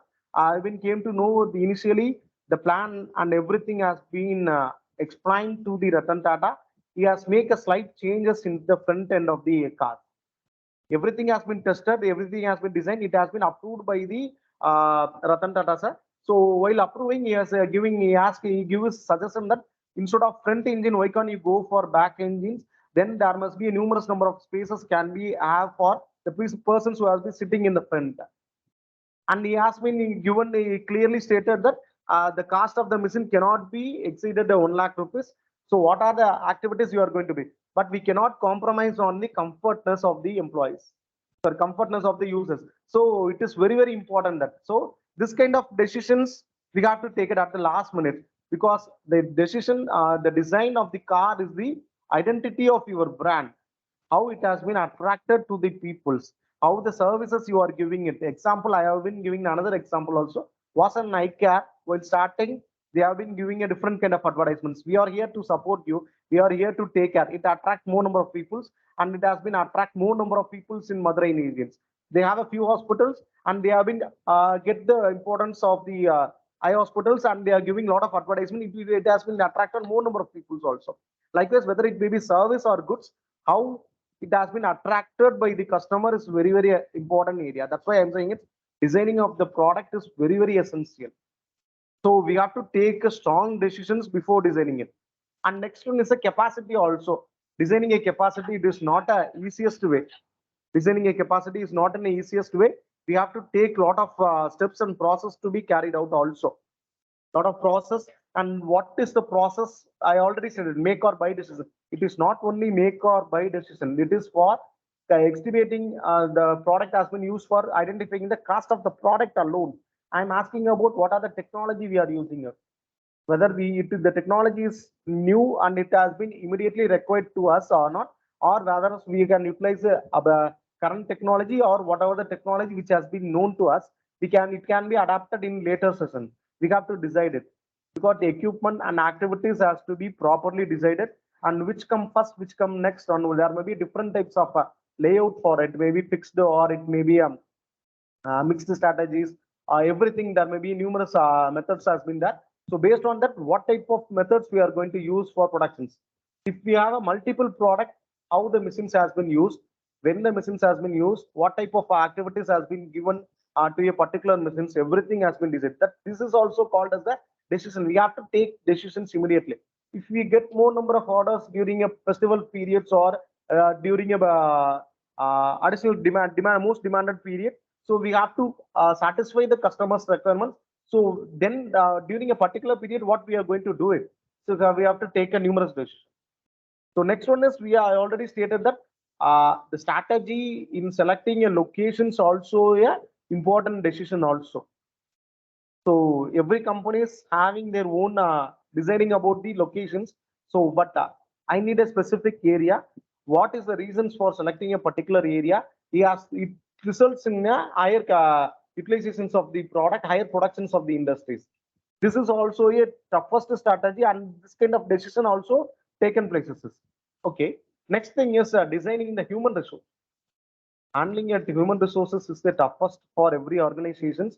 They have to clearly mention the visions and missions, and they have to clearly train the peoples according to that. For training and deciding the things, we are calling as a work designs or job design has to be done by every managers and every human resource persons. He has to identify the right quantity of persons and right quality of the persons also. He has to decide the basic, we have to find out the right persons for a right job. That is a very important area, because if the employee has been fit enough and he has been proper trained, he can handle everything and he can produce the product as what is the performance which has been fixed by the companies.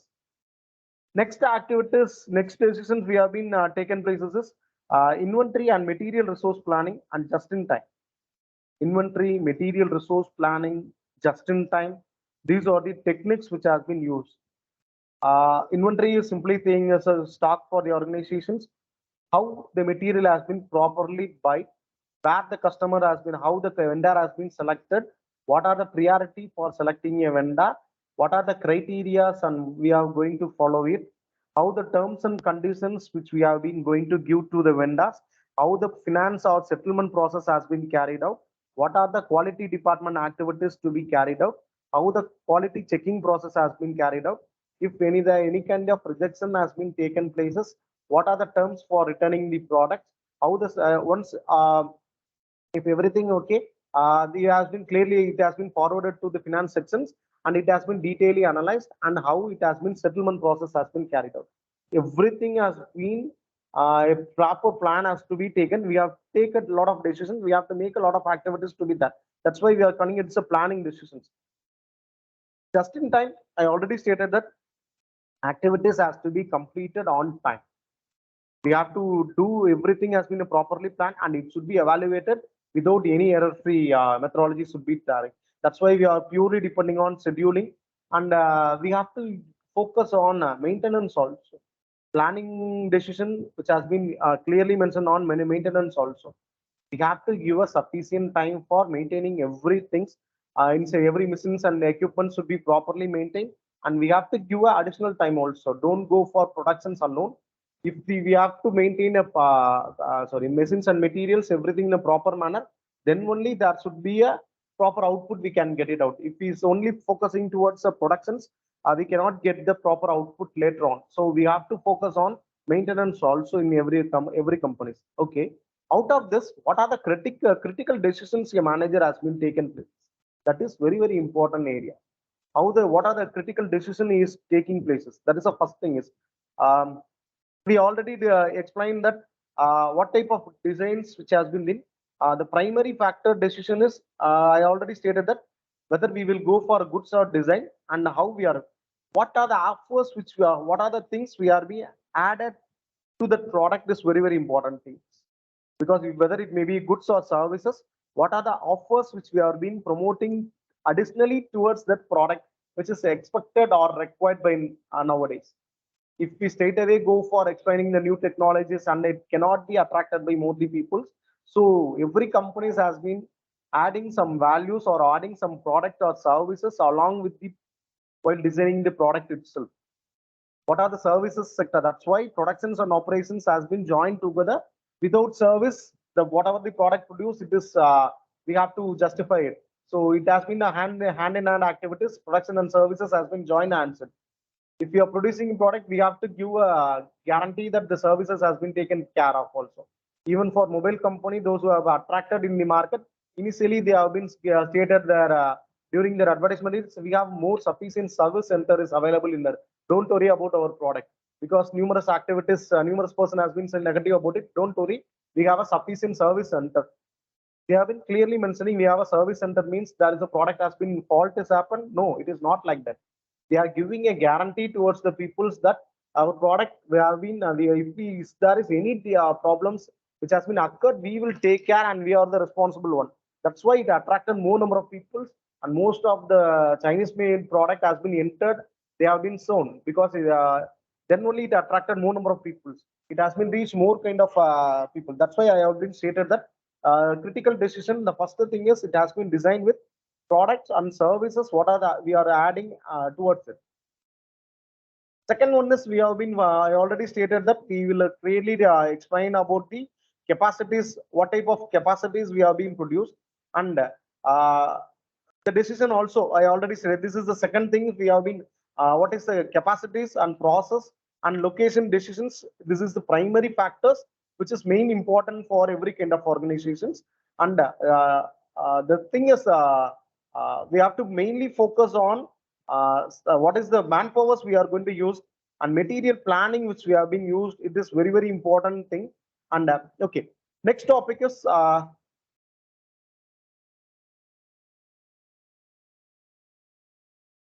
What is the designing of process?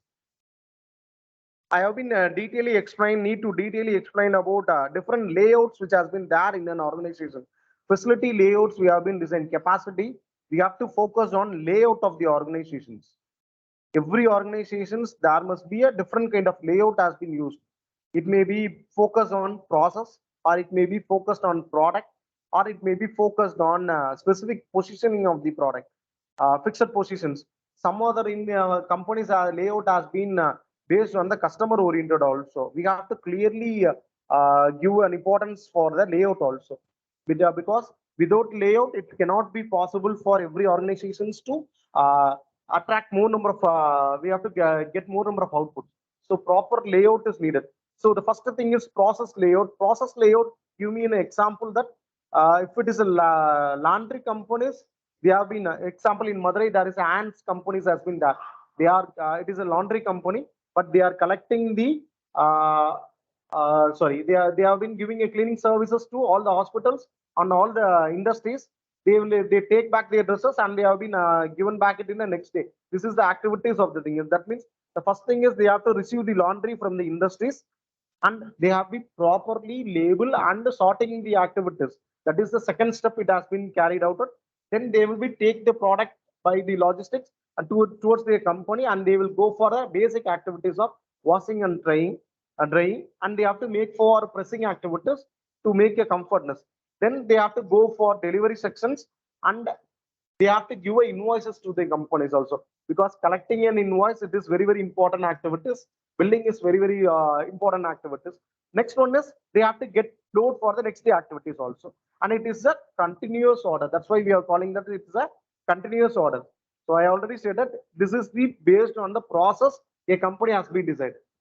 Their process has been classified, their activities has been listed out one by one, and what is the activities, what is the first activities, what is the second, everything has been listed out. That means this kind of activities has been, okay, for example, any kind of hospitals, while entering, the reception section is different. For emergency sections, they have a separate openings is there for emergency. For basic outpatients, on there is a special entrance is there. For inpatients, there is a special entrance is there. Likewise, the activities and everything has been decided. Likewise, every process, every nature of company has been classified based on the product also, right? Second one is product layout. Okay, let me give an example. Harley Davidson bikes, the layout of the company has been different. Individual employees has been taking care of all the production process.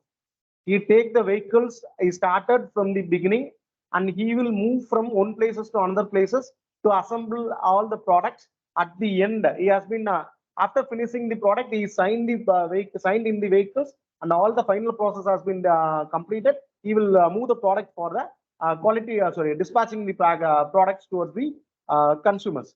So this is the activities of the product. That is means it has been purely focused on product. The first thing is what are the activities we have to think. We have to make a chase, and it has been connected by the wheels. Then it has been forwarded to all lighting and accessories has been added, and the outer parts has been added, and it has been moved for painting sections. Once the paint has been completed, it has been go for quality checking department. Once all it has been completed, all the testing has been completed, it has been moved for the sales department. So this is the activities of a product. That means we are focusing towards the products only. That's why it is called as a product layout, right? Third one is fixed position layout. The machineries and everything has been kept in a fixed positions, and it what are the activities has been carried out. Every employee has been moved towards the particular places, and he has to accomplish the task, and he has to move from one places to another places. Everything is has been fixed. So material sections 1, it has been there in the specific places. Material sections 2, it has been specific places has been there. Like when machine shop is there is a separate group of activities carried out in a first shops machine shop, and second activities has been carried out in a second shop. And what type of employees group has been entering into the particular shops, and everything has been properly analyzed based on the thing. They doesn't change any kind of activities. They only change the manpower, equipments, and every activities. That means everything has been fixed. The people who have been working inside the organization has been moved from one places to another places. That's we are calling as the fixed positions layer. Okay. Now we have to speak about the latest thing is consumer oriented layout.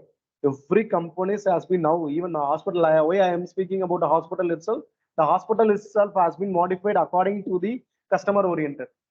What type of what's the customer required as based on their designs, the hospital atmosphere itself, what is the room, where what type of rooms has been available, what type of operation status, where and where it is needed, what is the priority, to whom we have to give a priorities, what is the doctor's room, what is the doctor lounge or doctor's office, business office is the nurses, and what is the surgeries has been carried out, radiology, intensive care, where and where intensive care has been happen, take places, what is the cafeteria, and what is where is the entrance, where is the exit, whether we are giving a parking facilities has been there, what is the where the patients has been given, laboratories or medical shops has been available, everything has been based on the convenience of the customers. The entire plan has been decided. This is exclusive for service industry, not for productions industries, but based on the service industries, it has been designed according to the requirement of the customers. So there are four different types of layout techniques which has been an entrepreneur has to know, and he has to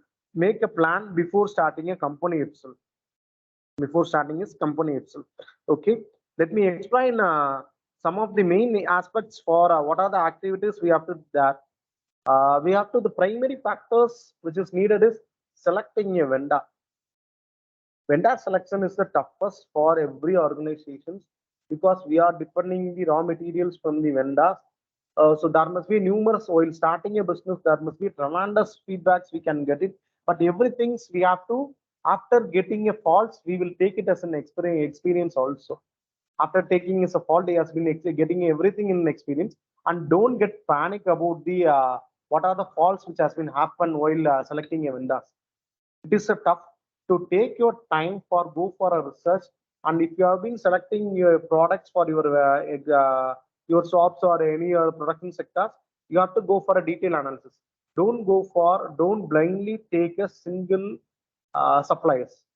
You need a additional suppliers, and you have to clearly know your what are the specifications of your product is very essential, because the specifications cannot be matched with the suppliers. So we have to make some adjustments for it is not for all the industries. For some industries we have to go for adjustments, and we have to take additional process has to be carried out.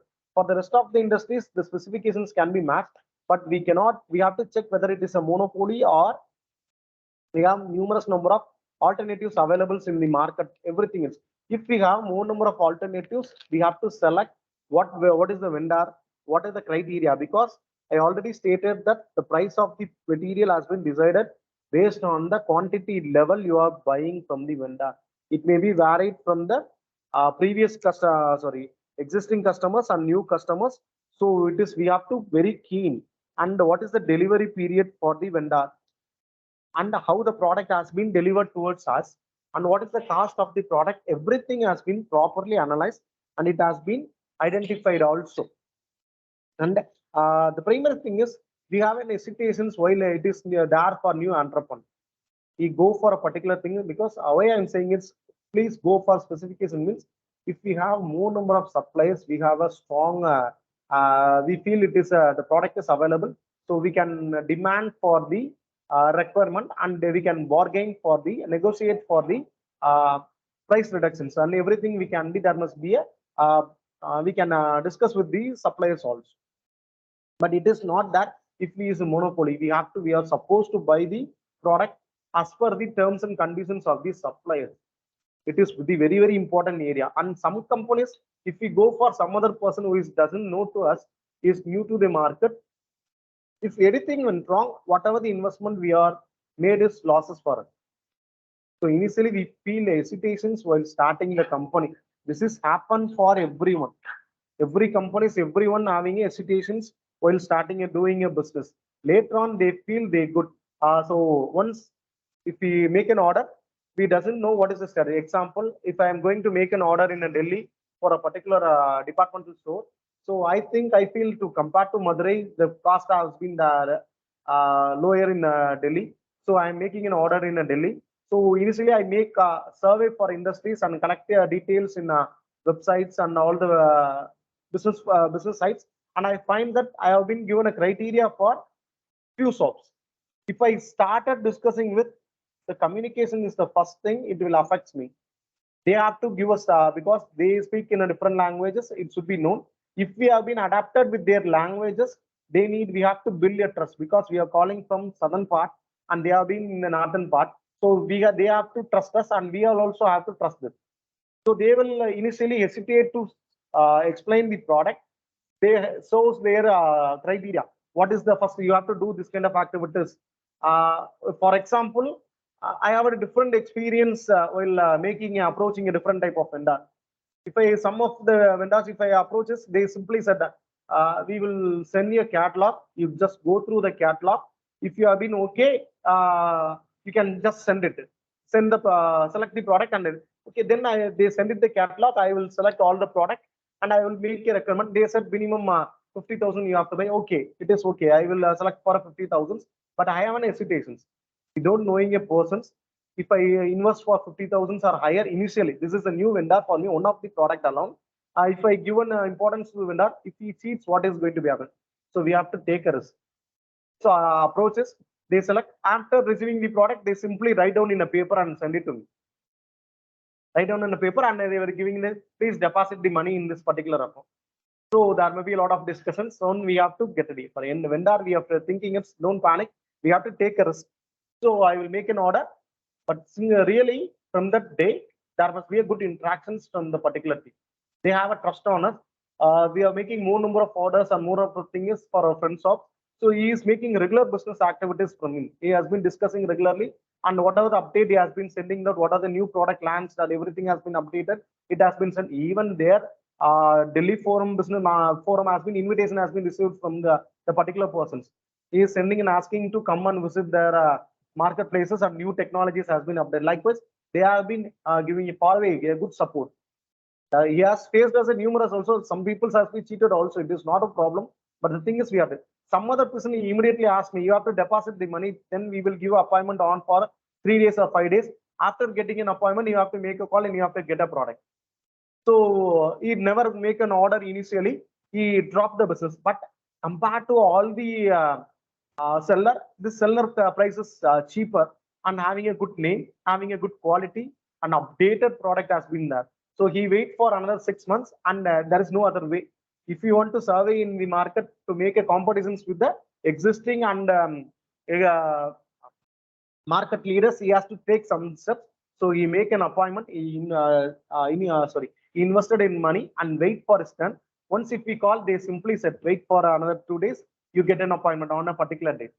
He asked me. I immediately. They never accepted. They asked to wait for some period, and a particular period they really source their industry, and they have made a wonderful support till the product has been leaving their shop. They recorded everything, and it has been sent to the supplier also, and the packaging on the material received, everything has been properly taken place, and he has been embarrassed based on their activities.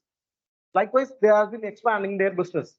So this is the activities. What are the conditions we needed, and we have to take some persons has been initially they strictly follow, because they are also framed this kind of strategies. Once they are being in a leader in a marketplace, they know what are the problems has been, and this is called as the problems. For yesterday we are discussing about starting a business. We have to expecting a problem. Expecting a problem means losing the we are making a loss for in our business activities. So once how we are been deciding the how we have been overcoming the losses, it will result in a higher improvements in the productivities. That's why I clearly stated that it is very important. Based on the experience, you will be overcoming, and you have to, while starting a new business, you yourself knows that what are the activities you have to be taken care, what are the steps has been needed, and what are the if it is happen, what are the terms and conditions. That shops has been leader in a market, but they have a clear terms and conditions. You have to wait. Once if it is open, they will be supported a lot. Once everything has been smoothly, they will be you have been a continuous customers. This is the real fact for every entrepreneur. You have to decide. You have to face your problem. Everyone, there must be a mistakes is going to be happen everywhere. We have to properly analyze the mistakes, and we have to be conscious and precautions on it while selecting the vendors. because based on them only we can do any kind of activities. So we need them, and we have to select different opinions. If there is numerous product having a same quality of the product, don't go for blindly reductions of prices alone, because it is the biggest mistakes a vendor has been selecting. Instead of selecting, thinking about the quality of the product, they only focusing towards the prices. We have to compare to this product is cheaper, why can't we go for this companies? They are selecting a vendor. It is not like that. A vendor reducing the cost, he know what ways he has to reduce the cost of the product. He has a strategy. You have to keep in mind. You know what is the reality, what is the cost occurred. For example, it is 500 rupees. You know the cost is 500 rupees, but the vendor is another party is giving it 250 rupees. So we are blindly go for 250 rupees, select a 250 rupees. Surely I'm saying that the worth of the product is below 250 only. He knows that they are coming to us because of low quality. The price has been reduced. If the price is reduced, whatever the pictures, whatever the outputs they are saying, everything has been fake. We have to make in biggest shortfall in our industry. So please, it is my suggest that please don't go for selecting a vendor based on the prices and other things. Please go for detailed analysis. Why the price is discussing? What are the activities? Go for all discuss with all the peoples before selecting the vendors. Last thing is the main important area I have been discussing about. Please go for following the project management techniques. There are numerous techniques has been there, which has been very primarily useful for, because due to the shortfall of time, I am not able to explain each and everything. There must be numerous technologies which has been used in the productions peoples. They will be using a program evaluations and review technique. Per techniques has been used, CPM has been used, and they are utilizing different types of charts for every activities. To where how the shortfall has been happened, what are the how the machines has been removed, and what is the new ways or modification has been taken places, what type of period has been done. That is the evaluating the existing techniques, and they will go for giving solutions. Right? This may be numerous number of materials or methods has been available. We have to discuss one by one. And last thing is give priority towards the regular customers, and you have to be concentrate on every activities, and we have to maintain the proper planning also. By this, I am completing my sessions. Thank you once again. Is there any query you can ask me? Thank you so much, Professor Lakshman. Any queries from the participants, you can interact with the resource person. It is time for interaction.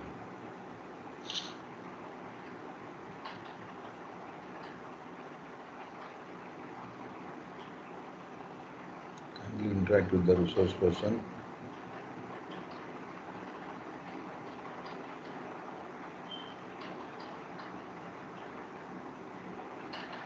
Yeah, Dr. Shantan, ma'am, you can go ahead. Ma'am, your voice is not audible.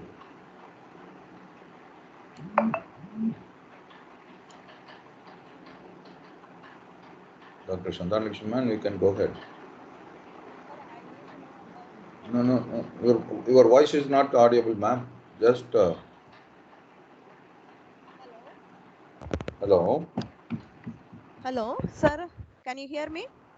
Yes, ma'am. Yes, ma'am. Yes, ma'am. You can go ahead. Sir, students are having a very good idea, and also they work lot for the innovation, sir. But there is a gap between implementation and that idea. So how we have to put forth that idea into implementation? Ma'am, this is based on the entrepreneur, the thinking of the entrepreneur, ma'am. Why I'm saying the students have always have ideas. There have been a lot of innovations. They are coming out, but in the execution they have a fear. This is the primary activities for every entrepreneur facing. They have a strong ideas, proper planning. Their hesitation is the proper thing. For this, my simple advice is if they have to find out where they are lagging, whether it may be financial terms or if they need a support. So for that support, don't have hesitations to make additional resources, because if we have been expanding our supports, don't think about we can do, we have to expand and get a support from other peoples, so they will rest. I have been giving in a simple example. One of my relatives has been went for a business forum in Madurai Management Association. There is a different group has been there. It has been combinations of industry peoples. They need ideas. They will take the ideas from the peoples by giving an opportunities. They train the peoples and while discussing with them itself, a particular company's chairman has been offered a job and he asked him to please utilize this. So I am ready to support all the money. You carried out your business, the same business in your places. I will support it, but the terms and conditions may out of the profit, he say 50-50 or 40-70. They will discuss some other terms, and he started a business immediately, ma'am. This is also happened. There may be we have to find out the numerous forum, and we need a support. Surely, this is the first problem for all the entrepreneurs having a fear, and they know to execute it. Execution means they have to first remove it. What they have the proper plan. I need a support only for financial, or I need a support from marketing expert. In the marketing experts, whether I can able to pay or I am not able to pay. So if I am not able to pay, in what ways I am going to compensate to them. So we have to make we have to search the right persons, and we have to get back their support also. It is a tough for everyone, but once if you have been overcome, if you have been get a support from numerous number of people, I simply said ask them to discuss about this to a few people having a same mind and grasp it, because there may be a possibilities for uh, if they any right person they have been finding out, they can give an opportunities to the student also. So because my suggestion is reduce the fear. This is the first thing, ma'am. The very big question in that is to find a right person in that, sir. Yes, ma'am. Excuse me, ma'am. In the morning first session, the 3 sessions, resource person has said that networking. Yes. Yes. That's right. We have to Build a strongly network. build the relationship. Yes, build a network. Build a network. Have a MOU, have a relationship with the those who are having technology incubator centers. A lot of universities and engineering colleges are having. You can, they will guide us, ma'am. Okay, sir. Ma'am, one more suggestion. During a faculty development program, I have been the few entrepreneur has been come forward to attend specific lectures from an expert. Why I'm asking about why you have been attending means they simply said that he is the best for giving a suggestion. He directly asked, sir, I am expecting a particular answers from your session, but you are not delivered the answer. He simply, the speaker told that you come and meet me in a separate way, I will discuss it. Later on, that entrepreneur, they both discuss, and he has been run a business in a successful manner also. So if we have a person, we have to follow, and we have to find the right persons, and we have to get assist from him. Okay, sir. Thank you, ma'am.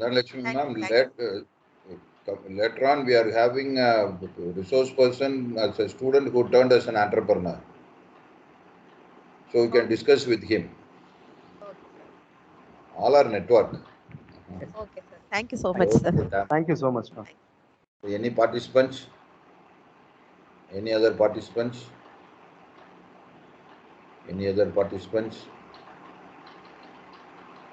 I hope there will be no other queries. Thank you. So, Professor Lakshman, on behalf of Manna Tirumala College, we have thank you so much for your wonderful presentation and excellent information which you have provided. Thank you so much, sir. Thank you so much, sir. Thank you so much, sir. Have a nice day. Have a nice day. Dear participants, kindly check your WhatsApp group. We have posted a message, and please try to join before 9:30 to avoid all your network issues, because a lot of people have not yet joined today due to they are saying that still they are having network issues. So kindly avoid. That's why in the beginning itself we have said that you have to have your network, full network, then only you can able to attend the program. So please look into the matters, and we will meet you tomorrow. Tomorrow there is a session. Only Sunday is the holiday. So tomorrow there will be again 4 sessions will be there. So we'll meet you on tomorrow 9:15 a.m. sharply 9:15 a.m. Kindly try to join. Then only we can solve all your issues. So thank you. One and all, have a wonderful day. Now you can leave off. The recording has been stopped.